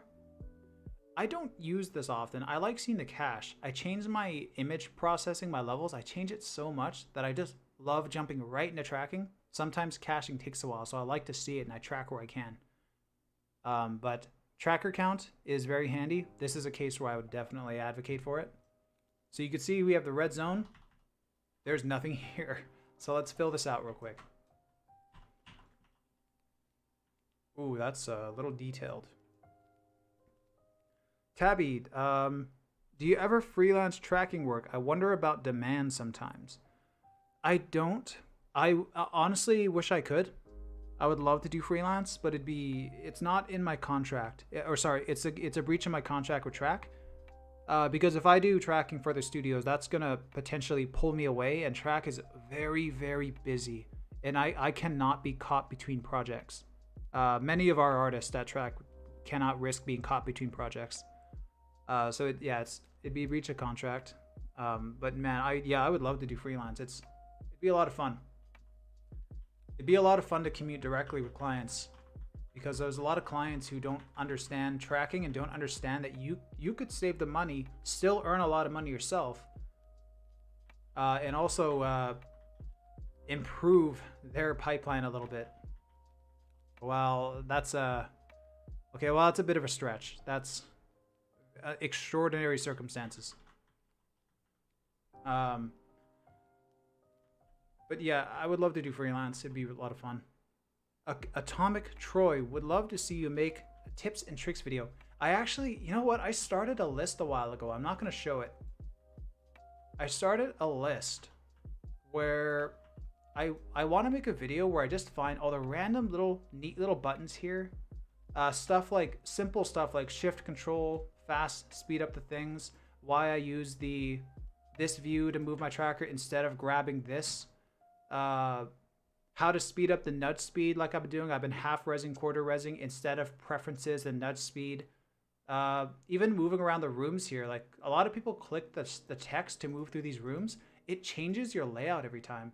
Just click the icons and you see you keep your current view space, so you don't lose it. Like you hit solver and now you got this giant view here, and then what, you want to hit F2 so you get this view back. There's a lot of little things in Syntheyes that I would like to make a video on, just gunning through.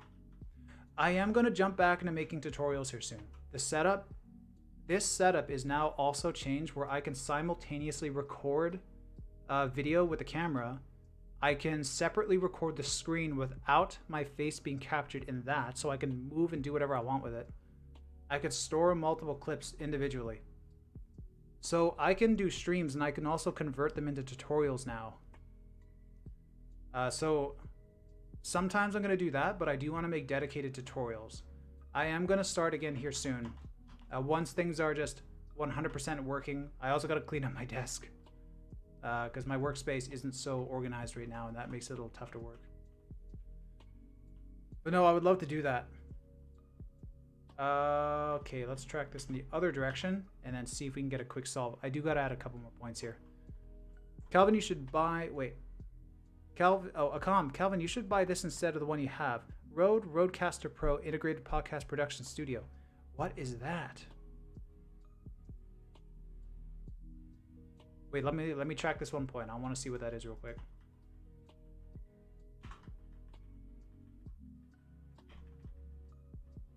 Is that a mic? Is that a soundboard? What is that?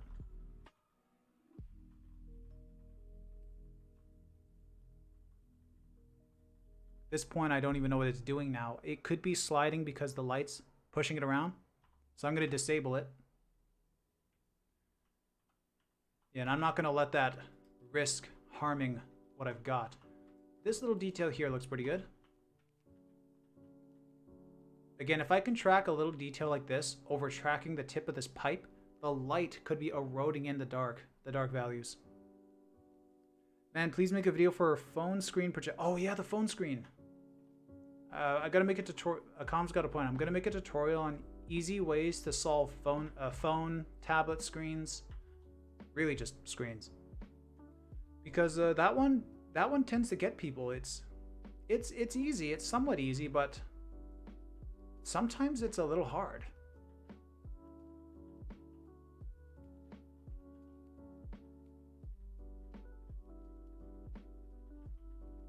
That might be one of the first tutorials that I'll make, is on a phone.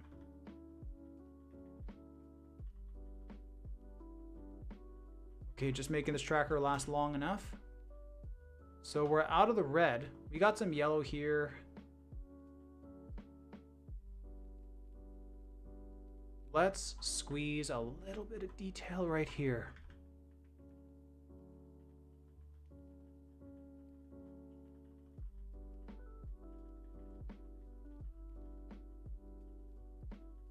Oh, I was gonna see what that thing is real quick. Hold on, I want to see real quick. I'm gonna copy roadcaster. Roadcaster.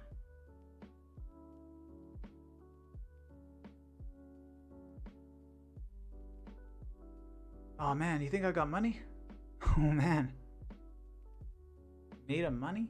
That looks interesting. I'm gonna keep that tabbed. I want to see what that is later. I am really happy with this Go XLR, man. Judging by everything I've seen online, though, I actually probably wouldn't even bother to care about that. The Go XLR has been so convenient, and the plus sides to it over a more complicated setup, especially for what I'm doing, is so like sky high. Do you have the Rodecaster account? If you do, is it good? Okay, after this tracker, I'm gonna hit solve. Okay, let's see if these points under the bridge connect. Shift G. Hey, look at that.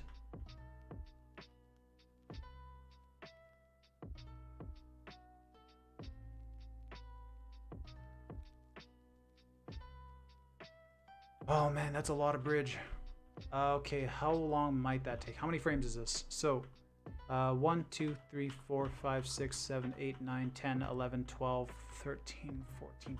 That's not a lot of frames. I could do this fast. I could do this fast. I'm gonna track this bridge. Yeah, it's almost done too. It's almost done. I'm gonna track this bridge. I'm not gonna do my trick.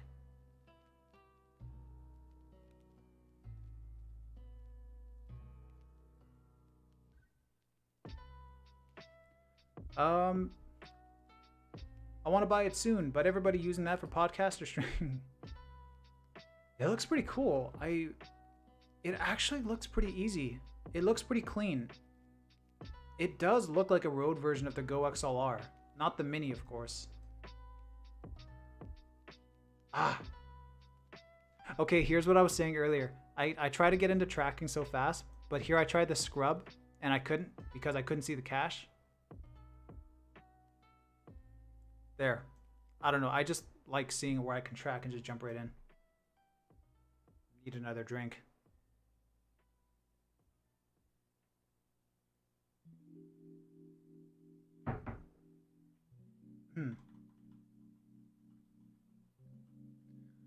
Okay.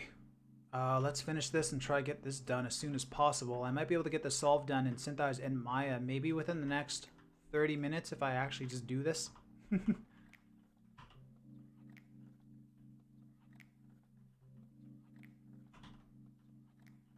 Okay, that's, hey, fast.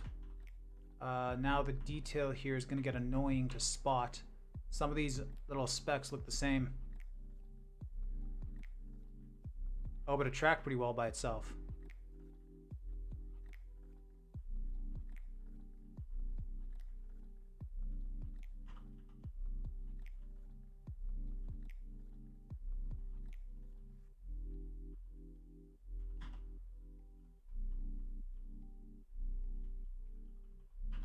Yeah, this will go by pretty quick.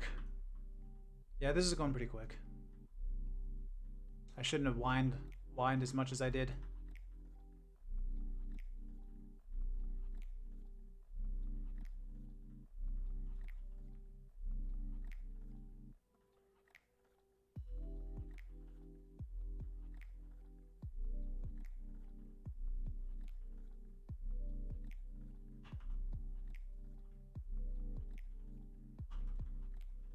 almost done. Yeah, this is going at a great pace. I'm fine. I'm fine with this.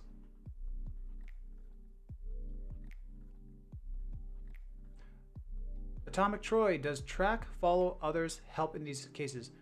Yes. Yeah. Let me try it real quick. I don't use it often. I actually don't use these options too often. The only ones I use is I turn off search and solved, and I use retrack at existing sometimes.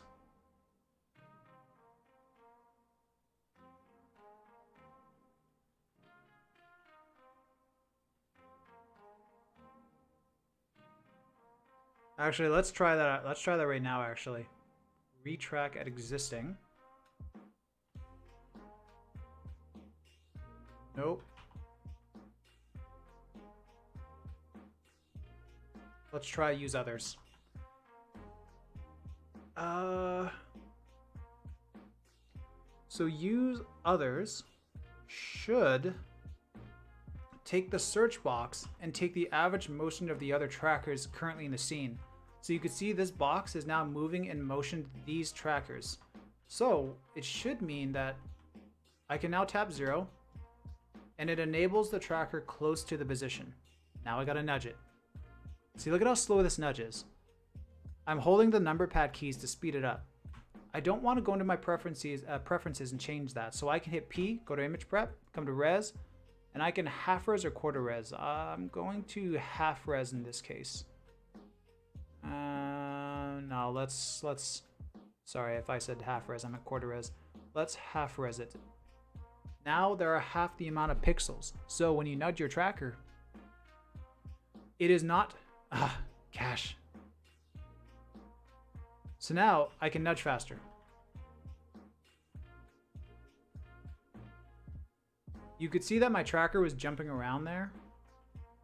And I was able to recover it pretty fast, like right here. So if we watch this tracker as it goes, oh wait.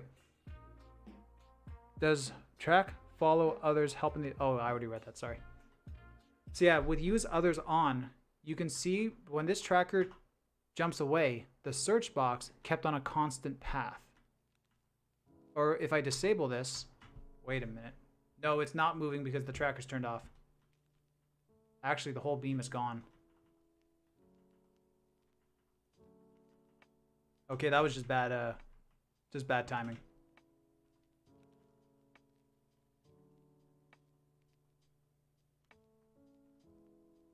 Turned into a botched demonstration there.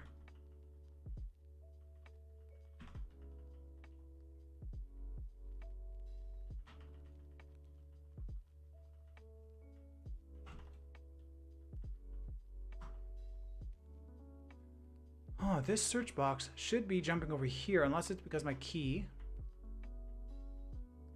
Let's disable it, bring it back. No, that didn't help. Oh, that didn't help because our camera path is all traveling inwards, but it's looking at the motion of those trackers and pulling it down and not to the side. I don't know if that made sense. This one is traveling at much more of a left path than the other ones in the middle. So use others did not help me here. At least on this tracker. Akam, how can you see those patterns? So if I'm trying to spot the patterns, let me look at a point. Let me look at something and I'll... Okay, so let me isolate this so we don't see the motion of the other ones. So right now, yeah, it's really rough to see. I'm literally going off of everything's going down. So my tracker hopefully is going down. And if I lock on, looks like it found it. So I can see the general image. I'm not just looking at this little detail. I'm looking at the image as a whole with my peripheral vision and seeing if things feel wrong. Because this feels right here, going back and forth. But this feels wrong. And I could see my path is disturbed with my tracker trail. So I can bring it over, try to straighten out that path, and voila. Viola. Viola Davis. Is that her name? Viola Davis?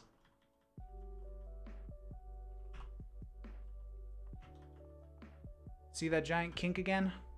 Let's bring it over. And you can keep like repositioning this and just going back and forth on your frames and see what feels right.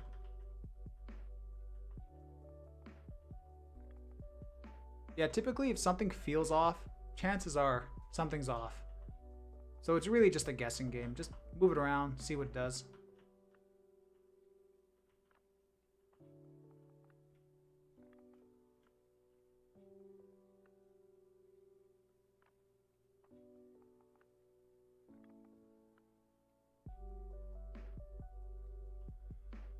Oh, that's kind of cool. There's 8 people. 8 people across Twitch and YouTube. As I see, there's only 3 people on YouTube. 5 people on Twitch. I'm actually kind of surprised there's more people on Twitch. I still have not announced this YouTube channel on the main channel. Because there used to be like 5, 7, sometimes 10 people from YouTube alone. There used to only be one person watching on Twitch. That person was a very lonely boy.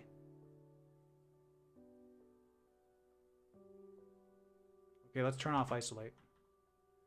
So these trackers, these 3 trackers right here, this is problematic. They're good trackers, but they shut off at the exact same time. That is a lot of influence going away at once. That will cause a big spike in the camera path. So we need to get some more trackers in this area to fill it out.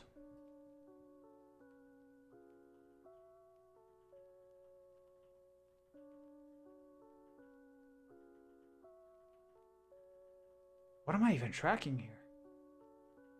Let's go over here. I like this. We'll track backwards.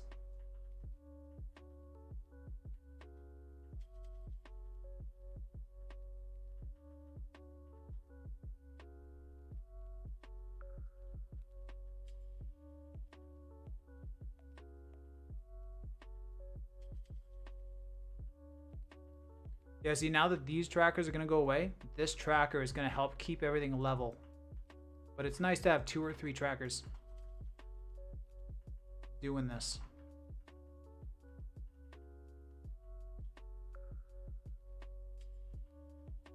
You know what? I can get a solve to connect right here if I put one tracker right here. Actually, this is where I should have my time bar back up. Or my tracker count time bar. There we go. So we can see the red. We can see where we need to add points.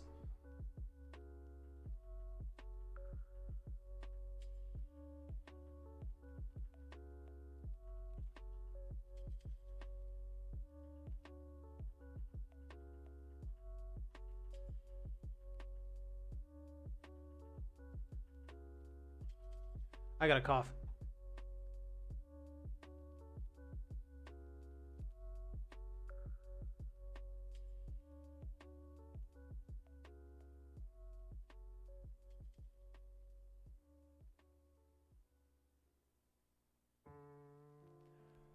Oh my god. God bless this mute button. All right.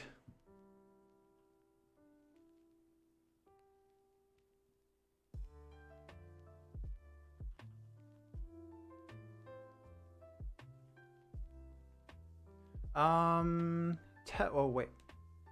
Tabby, wait, you made a new channel. Oh, yeah, hold on.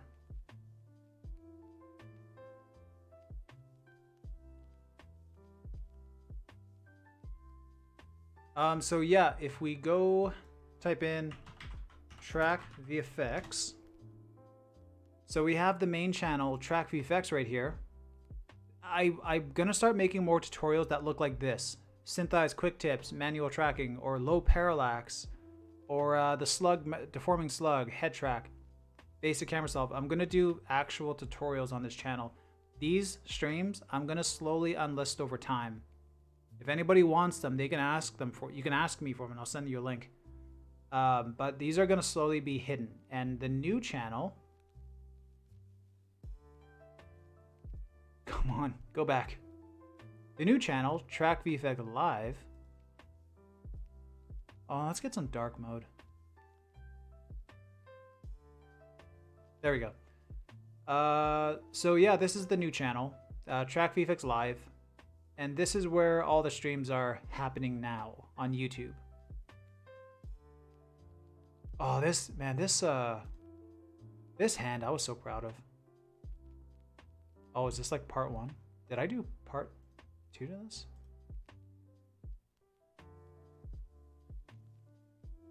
I really like this hand. This turned out so well.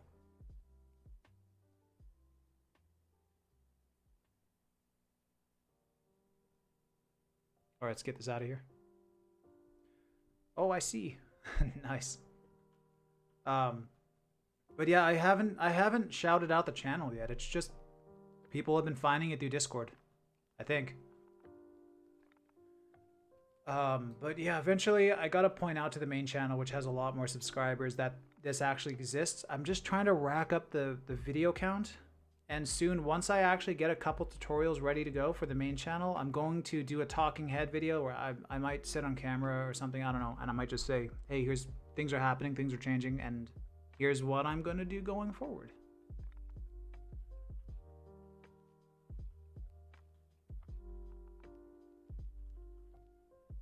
Let's hit solve. So that didn't go here. Why? Let's put a point right here.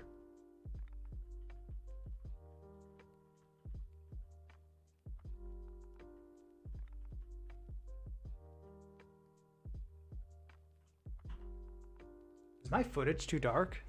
My footage looks kind of dark.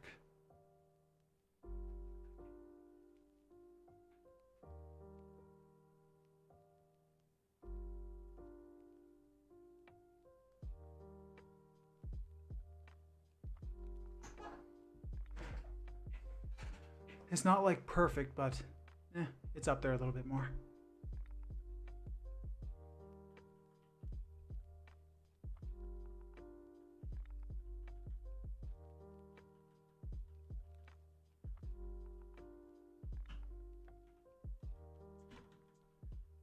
Solve. Hey, look, a few more have stitched themselves at the end here.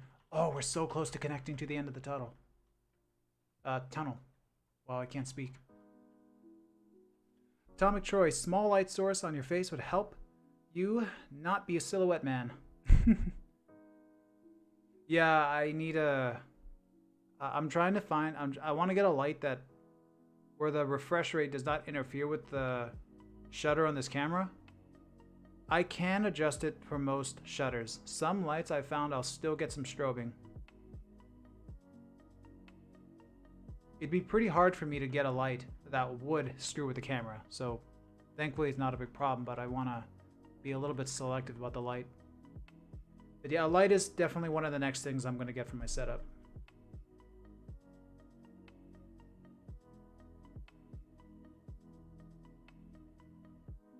Okay, let's try right here.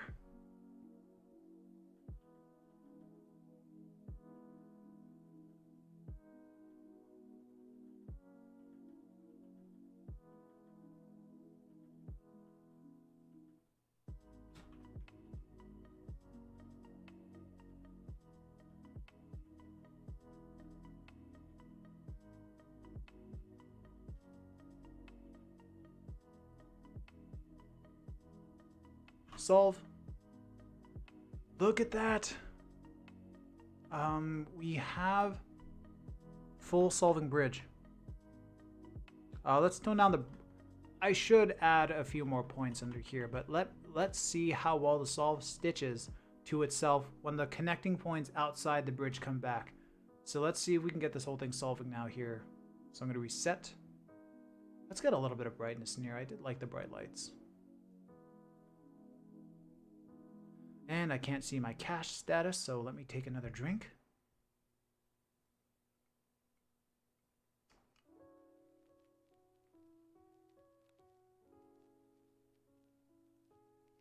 I gotta stop using this TARDIS mug. If you're still here, Danasa, you have cursed me. A free mug, but at what cost?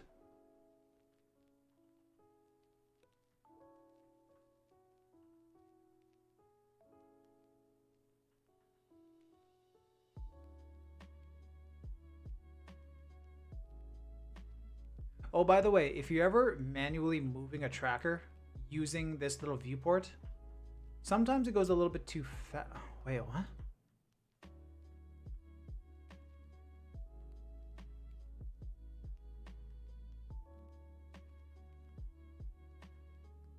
Where'd the detail go?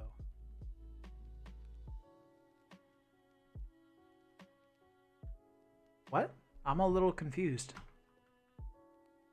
Okay, we're just gonna disable that one for now. Danasa, yes, I'm still here. You got me a up mug, Danasa.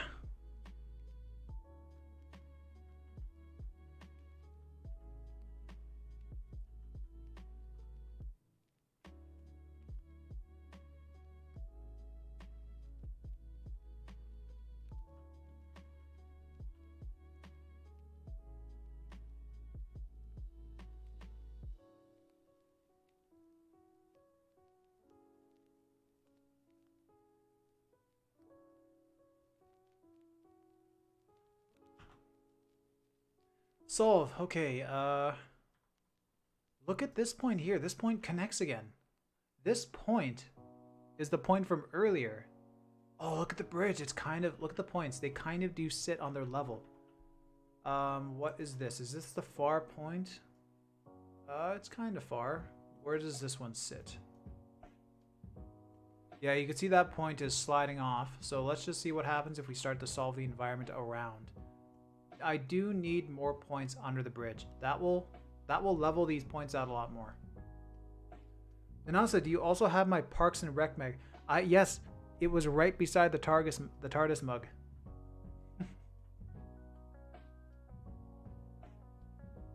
Okay, so let's see what stuff can connect. Let's get this power line.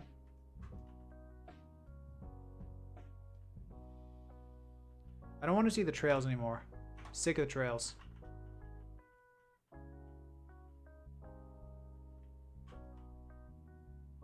I was gonna say earlier, if anybody's trying to drag with this little thumbnail view and find it's too fast, if you shrink the scale of your trackers, it will actually move slower. If you scale them right up, they move a lot faster when you drag that window. So just a little bit more precision. Precision.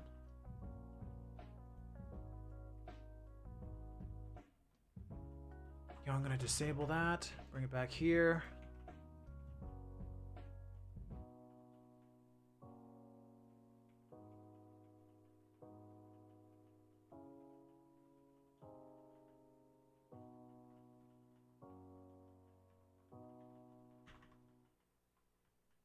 What am I tracking? Is that the same part of the pole? I was tracking in between. Okay, that's a little annoying. So let's do that now.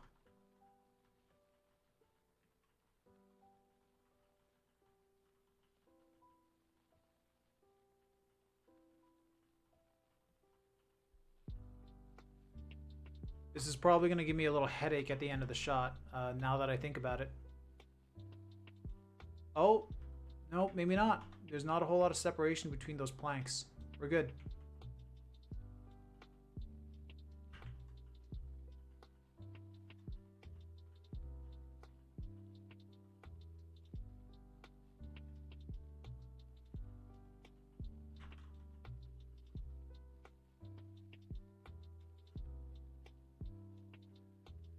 That went pretty well. It's appearing at the beginning as well, so let's go back there.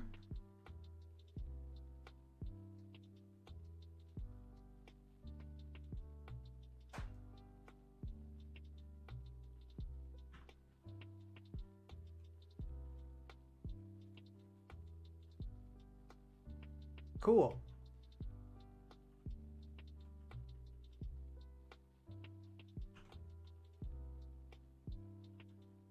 Let's get some points going at the end. Just to get this... Just to get it solving as it leaves the tunnel. So I have something to solve with. So at these connecting points, I can better gauge this as I go.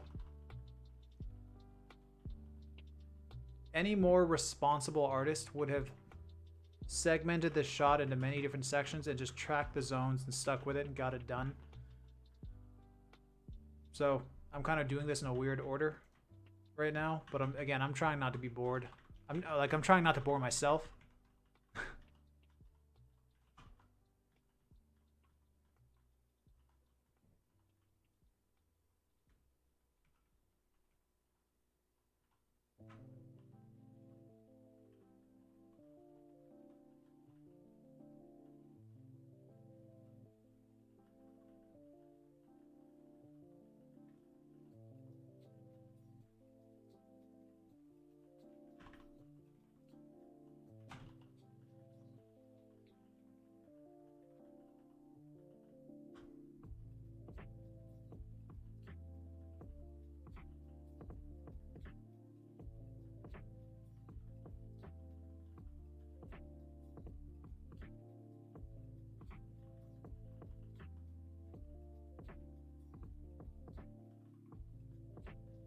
Oh, never mind. Thought I saw a new message. Okay, where are we at? Oh, this looks amazing. Track this.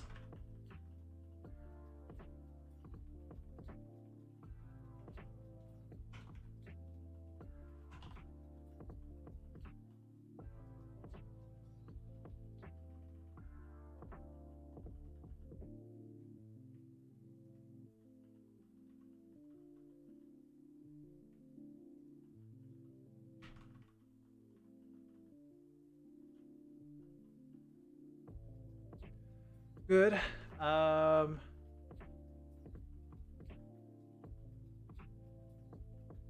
like I could squeeze a little bit off of this wall here still.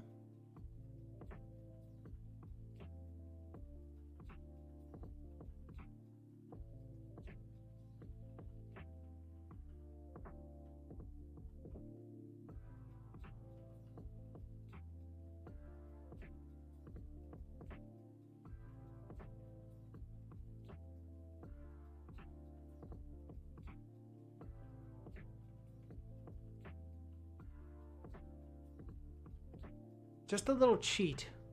I'm gonna cheat here. I'm gonna get a sky point, turn it into a far point, which will help some of my foreground points, even if I don't have enough trackers. This will help them solve.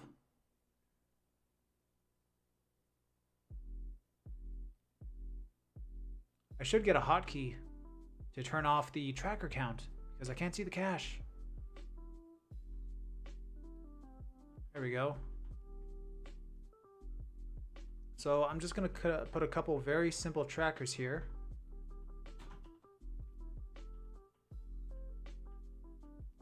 Even if they're not,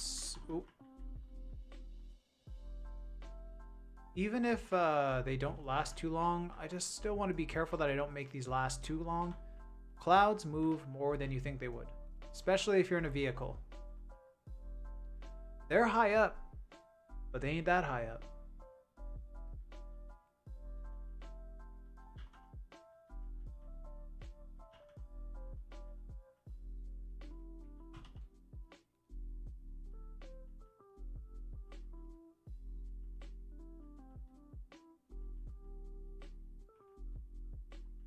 Okay, this tracker, I'm gonna hit far.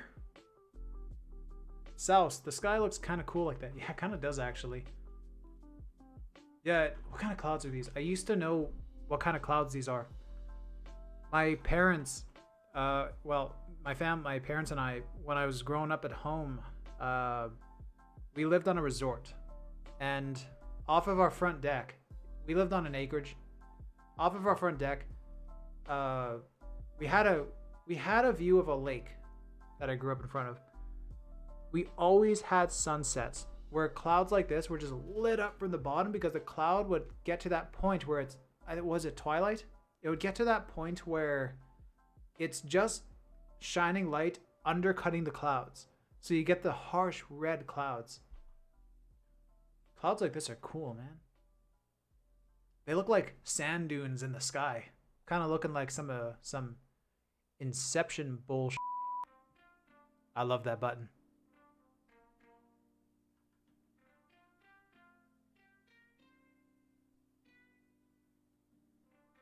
Let's get another one going over here, spaced out.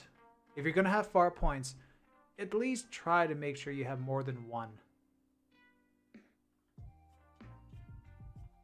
Also, if you have very low parallax shots, if you can find a very far feature in your shot, use a far point or two, it's going to help your mid-ground points better calculate where they should be.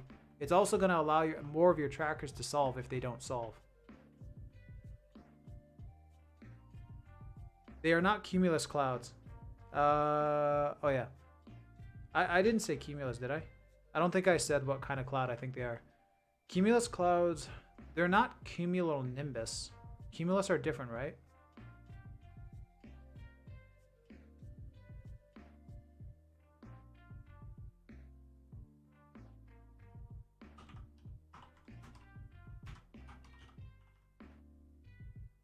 Sorry, we in this. We doing this now. Stratocumulus. Cumulus. Oh, those clearly aren't cumulus. Those have to be stratus. Stratus sounds familiar. Stratus, are those the ones that roll? I guess so, like it looks like it. It's got that wispy look. Anyway. Could be stratus, yes. I don't know, I knew this stuff in 7th grade, and it is completely gone. I used to know that too.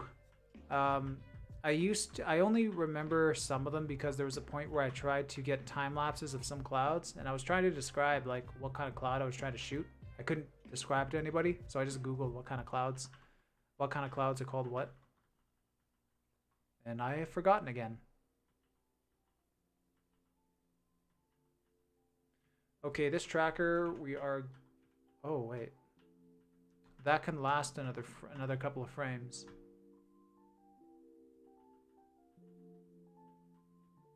And I'm going to delete it here. I'm going to find a detail that is visible in this little sliver. Oops, wrong way. Oh, crap. Oh, I've lost it. Okay.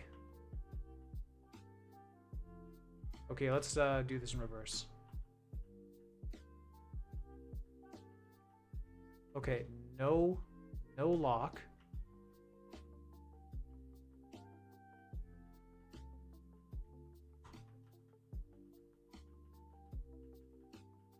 There it is.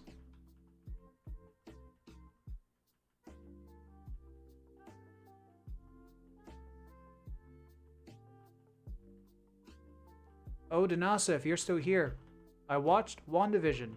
I saw that episode that you mentioned, and if anybody hasn't seen it or want to see it, this is not a spoiler. It's just there's a visual effect in there that was that Danasa brought to my attention that looked like a slide, looked like a tracking error, but it might have been a comp error. I'm pretty sure it was a comp error. That show uses a lot of like they try to do that analog. They try to do that TV static effect where there's waving lines. So there was an effect where some furniture was reappearing, and they had this little wave effect as it came up. I'm guessing that's what you're talking about, Ganasa. Tricked my eye a little bit too.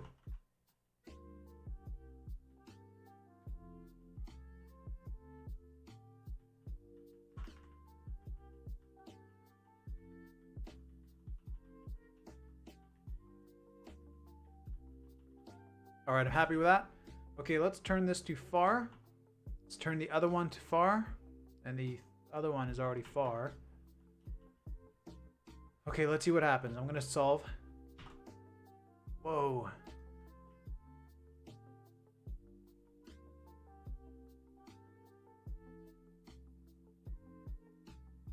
That's a little trippy. What's happening?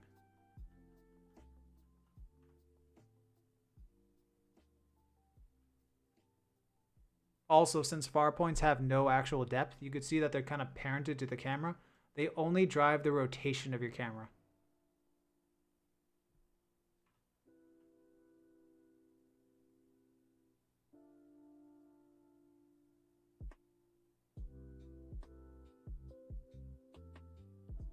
Let's get another branch point.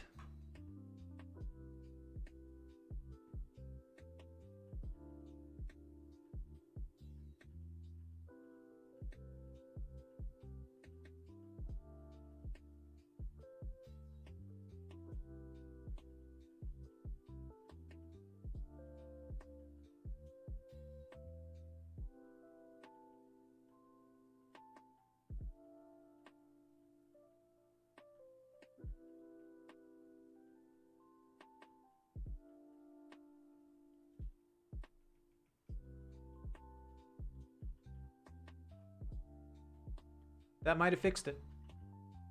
Okay, and now there's just not enough trackers. So let's get that contrast down and actually get some proper trackers in here.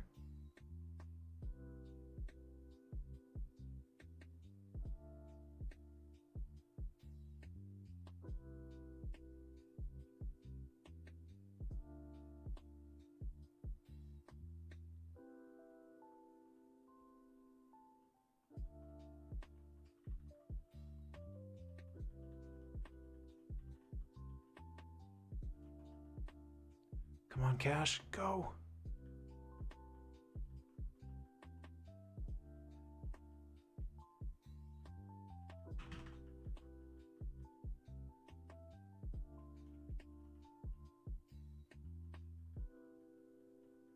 Fancy.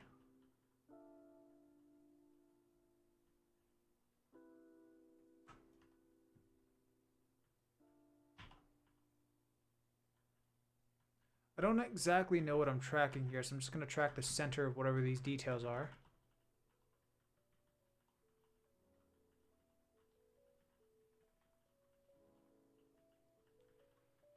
Oh my god, I just realized with this stream setup, I can stream 4K ray traced Minecraft. The only reason I have an RTX GPU is just for Minecraft. I used to love Minecraft.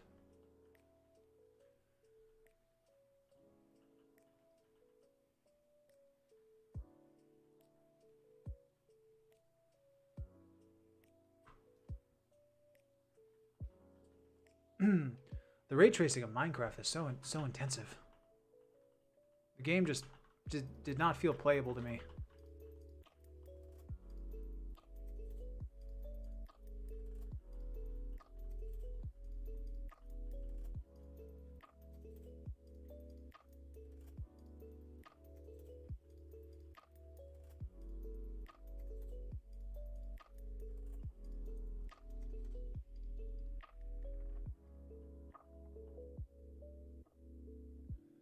Are people still here watching this? I just kind of... This again, I think this is getting pretty slow. Oh wow, there's still some people. Only lost 2 within the past how long? That's kind of impressive.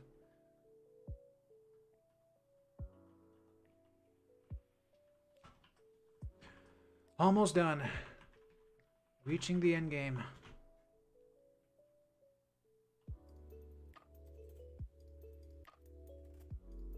I might just solve the I might just do the Maya portion of this in another stream, and then just again where I did it in Maya once, and then I try a version of it where I do it in Blender, just for practice in Blender. I might do that. Yeah, once this solves, like actually just does a connecting solve right here, these last few frames, I think I'm just gonna do that in another stream. I'm not bored. Walnut, you need a life. No, I'm just kidding. No, I like watching. Yeah, I know I'm probably falling victim to this too, but I know I watch streamers and they kind of doubt the ability of the audience to just be interested in something. I think this is boring right now, really boring. I don't know, maybe some people are learning from this and they're actually really into it. I don't know, I kind of, I don't know, it's kind of hard for me to see. Whatever I'm watching streamers, they think the most mundane things of their process is like, it's just killing their audience, but that's kind of the stuff I like to see. Souse. I know not very much about match moving, so this is helpful. What do you do, if you don't mind me asking?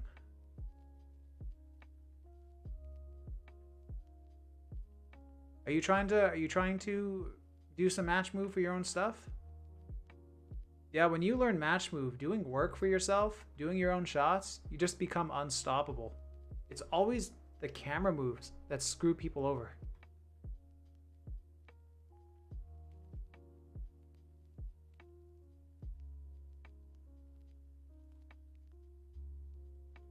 I don't exactly know what these branches are doing, so let's see if I can get a point on them. Oh, I don't trust this point at all. Let's track it though.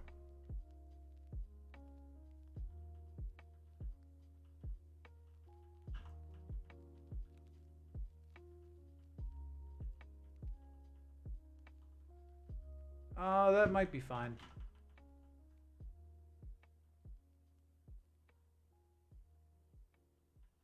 I do like this. This is good. That's good point.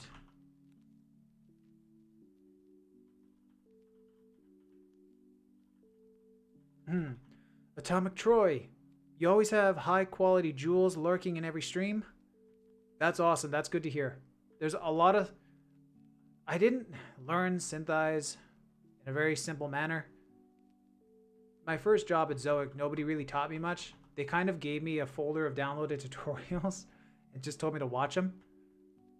And then here and there, the lead would help me whenever he had a chance. It was mostly me having to figure things out. And I got a little bit more help from my current boss when I worked at Hydraulics. I don't work at Hydraulics is dead, but my current boss, he was the lead there for tracking, and he, once Hydraulics went under and died and kicked us all out suddenly over a lunch break, literally, he told me to hold out and wait for a few months until he was able to start his thing up. And that thing is Track VFX. And now we have, how many artists do we have? 1, 2, 3, 4, 5, 6, 7. Oh boy, I can't remember. You know what? I'm not gonna. In case any of them sees me counting and realize that I forget somebody, I don't want to get chastised. Anyway, wait, what was the point I was getting at? Filmmaking stuff. Oh wait, you always have high quality jewels. Oh yeah, learning. Yeah, I didn't really. Most of the stuff that I found, I kind of just randomly figured out, or my boss and I kind of figured it out by accident, like bouncing things off one another. And yeah, it's been a lot of accidental screw ups that has showed us cool little features and methods of doing some things. I haven't seen a lot of people do some of the things. So yeah, I don't know how well known some of the things are, but that's really good to hear that, as you say, quality jewels lurking in the streams. Solace, I do filmmaking stuff and I experiment with Blender, but in terms of match move, I don't have Syntheyes yet, so I can just apply the stuff to Blender. Yeah, you could. In terms of solving and your beginning and end frame and finding the initial motion of a solve, Blender could do that. But not much else. Okay, let's turn this contrast down. Eyesore.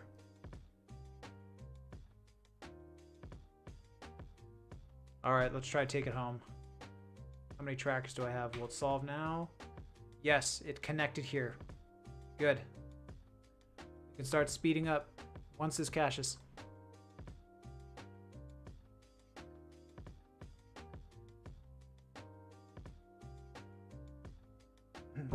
Drop down to 5 people watching.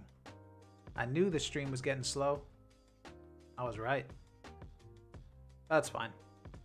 I know a lot more people tend to watch these back. Alright, easy part. Let's track backwards.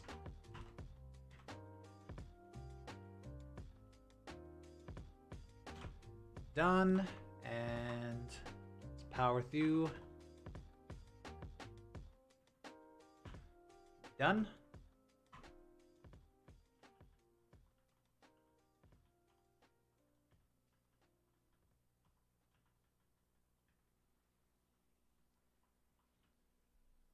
Success. What's the Borat thing? Great success. I could do better than that. My throat's dry. I don't want to make an attempt and look stupid.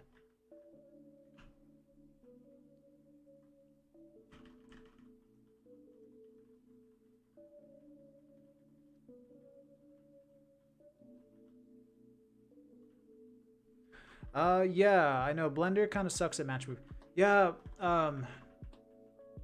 knowing Blender, they'll probably the only oh, I was gonna say knowing Blender, they'll probably find a way to. They'll probably find somebody will probably implement something really cool soon, and that'll be cool. But yeah, Blender has very little features with their tracker. Everybody who does a match move tutorial for Blender picks the easiest shots with a big free move. It's either a nodal or a big free move. That's all I ever see in Blender tutorials.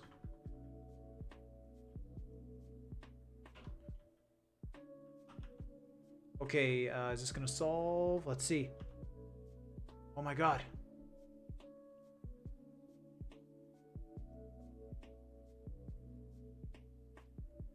It's solved. Okay, before I shout, I don't know how thin my walls are. I don't know if my neighbors could ever hear me. When I'm gaming, I play a lot of Fortnite. Judge me if you want. Fun game. My friends and I play Fortnite quite often. I shout a lot. And I'm always concerned that my neighbors are gonna like kind of Wolverine thrust to my wall, strangle me.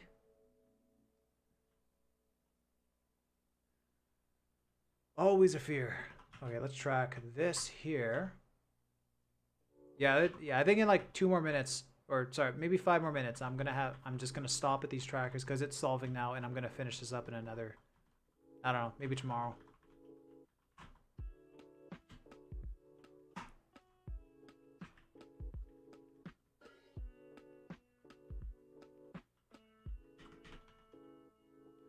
Yeah, same, except CG Matters object tracking, but there's still a big free... Wait. Souse. Blender also has a video editing, but it is super unfortunate. Yeah, video editing. I think they're putting more video editing attention now. I like to watch Blender Today. That live stream that that guy does every week. He does a lot of good information on Blender. I think they are putting more focus on the video editor. So that would be cool. I also think I heard that from CG Matter. I think CG Matter said that as well. Walnut, yeah, same, except CG Matter's object tracking. But there's still a big free move in the, yeah, free move in the object. CG Matter's tracks tend to come out bad. He gets very bad solves in his videos. But he gets the solve that he needs. I'm certain he's aware of the sliding that happens in his shots, but he gets what he needs. And I've seen him counter animate some things, but you can't stabilize in Blender, and I haven't seen a script for it yet. I know you can. Somebody I know did it. I just can't figure out. I have to get a hold of him. I've said that before too. But yeah, the counter animation in Blender, like if you can't stabilize easily, then you're not going to get a good counter anim.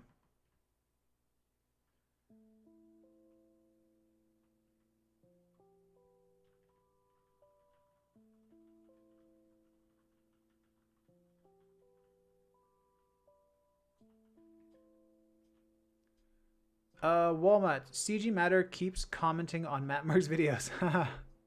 He's apparently a big fan. Nice. Yeah, he uses... I wonder how often he uses Syntheyes outside of his videos.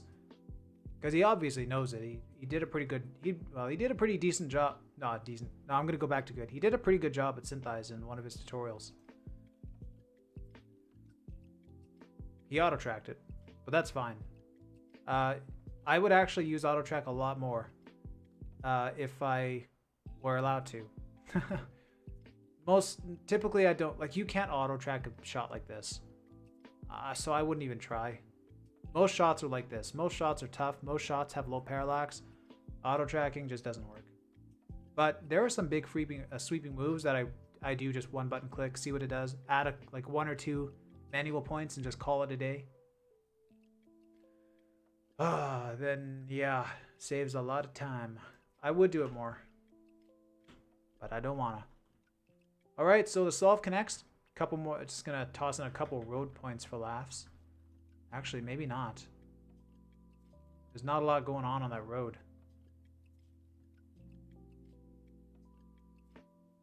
I can get some stuff here. Yeah, let's just get a couple really simple, cheap points, and then Yeah, I'm done now already. So I'm just gonna linger for one moment, put a couple points down.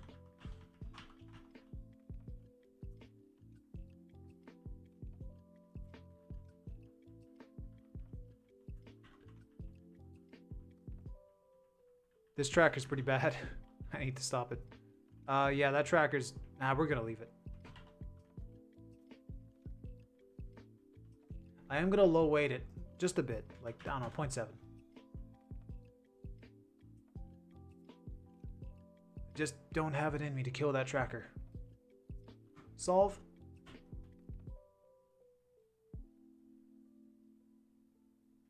Oh yeah, the bridge. Hey, look at that, the points. They flatten themselves out, and you can see that point on the edge. Just like I said. We were connecting the points in the back of the shot, and that kind of forced the solve at the end to straighten out, which kind of had this relapse effect inwards of the shot. So, I'm a wizard.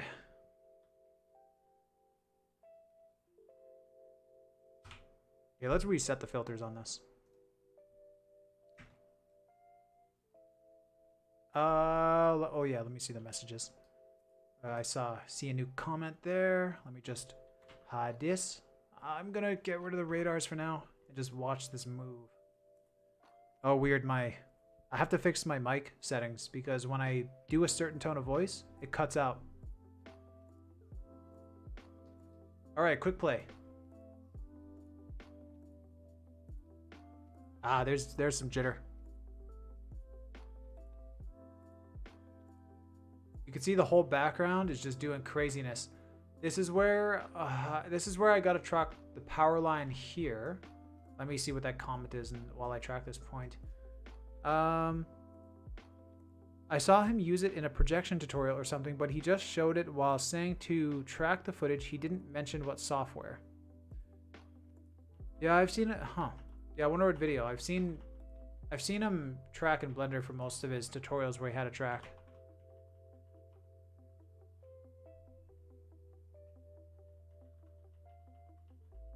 I wish I was half as good as math as that guy is. I'm so bad with math. I've always had a problem with numbers. Numbers are the bane of my existence. It is what prevented me from diving headstrong into Houdini. It prevents me from being super good at crop factors for lenses. But yeah, I've always had a problem with numbers. I was a dumb kid.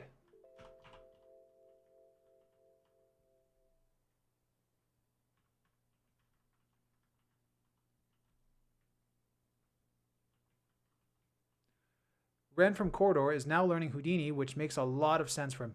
Yes. I used to talk to them a bit. There was a point where I supported them on their highest tier for a few months because I was trying to pick their brains on a small company pipeline, how they organize their project, their files and stuff. So I supported them, and we had video calls for a few months.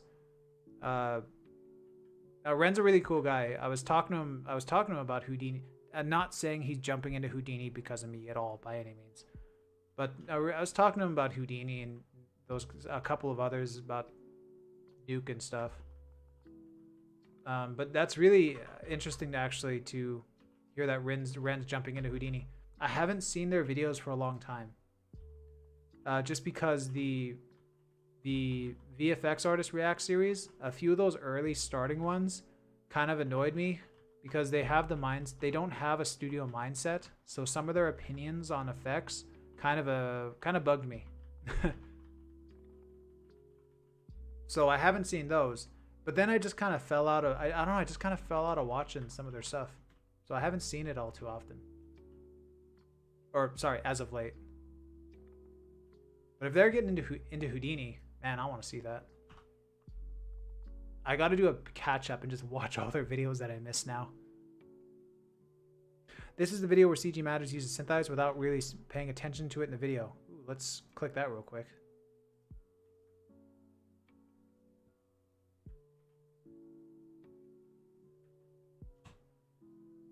This tutorial is brought to you by Squarespace, the best place to build a beautiful website. That's pretty cool. What, you think legs are cool or something? No, fuck legs and fuck everything.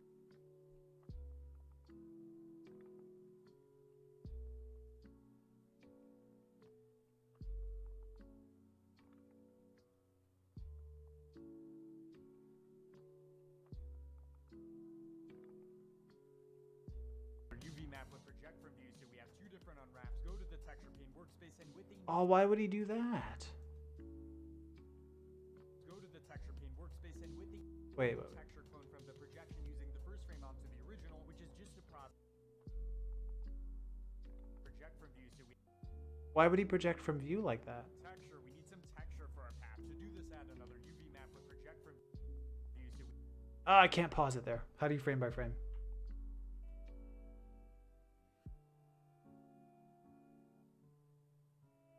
What did I do? another UV map with project from we have This. I hope there's no way he left his UVs like this. Wait. Atomic Troy. Seems that tracking requires an attention to detail very few have. Yeah, there's some people who can look at a point sliding and then not tell you what's wrong with it. Certainly seen that a lot. Walnut, period key and comma key. Oh, that's kind of obvious, I guess. Yeah, there we go. Sauce, I gotta dip out. Thanks for the stream. Thank you for stopping by, Sauce. No, it's been it's nice having some people active in the chat. Thank you for typing, keeping me not bored. Take your pasta elsewhere. Walnut, you see Syntheyes around 14. Yeah, I was gonna say why did he?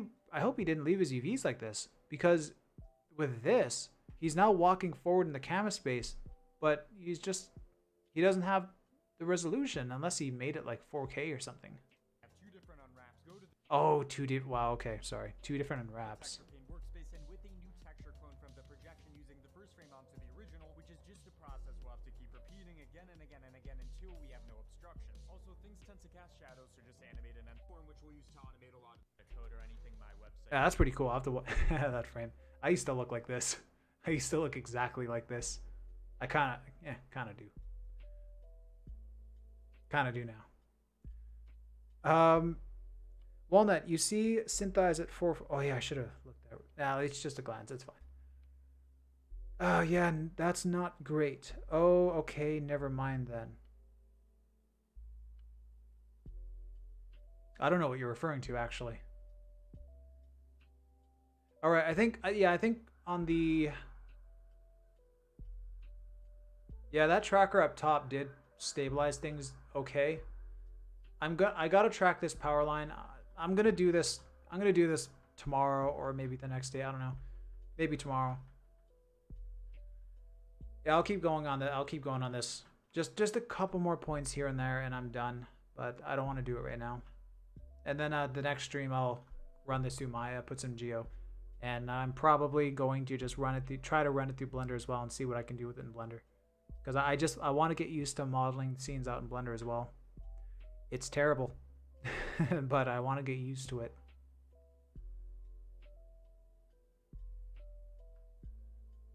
Yeah. Anyway, cool. Save that. Oh, the UVs.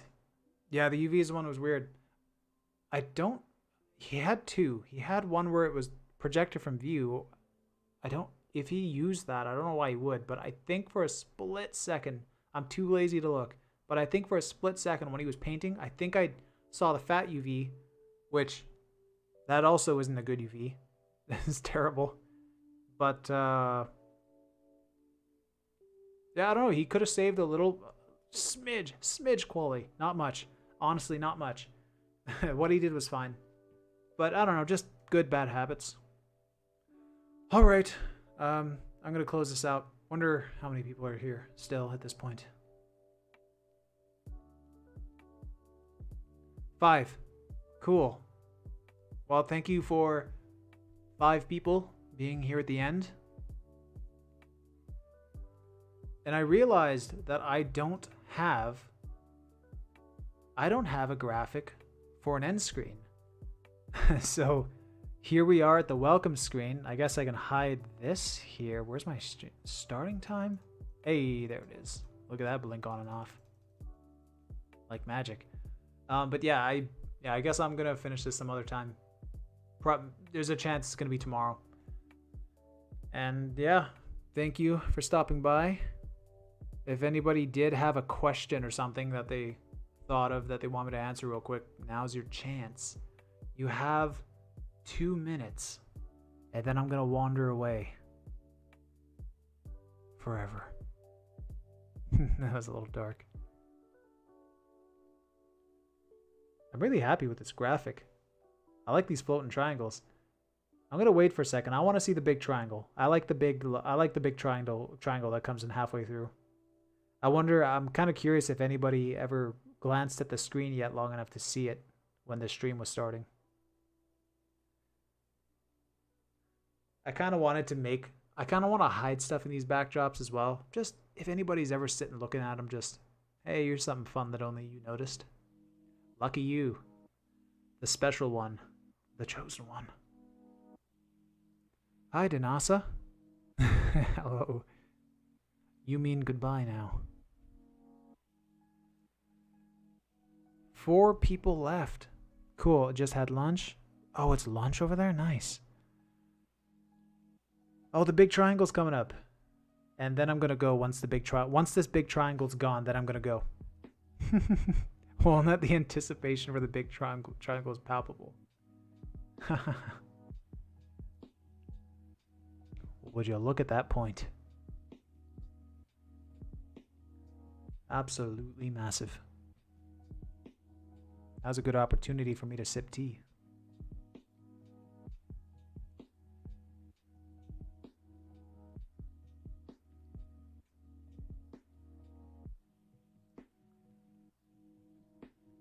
Ah, it's like a countdown. I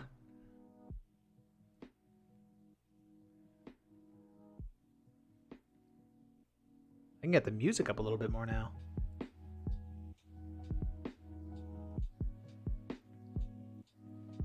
Yeah, still a couple things I need to set up with the stream. I don't have my Be Right Back sign, so I actually neglected to take a break. I don't have my thanks for watching bit.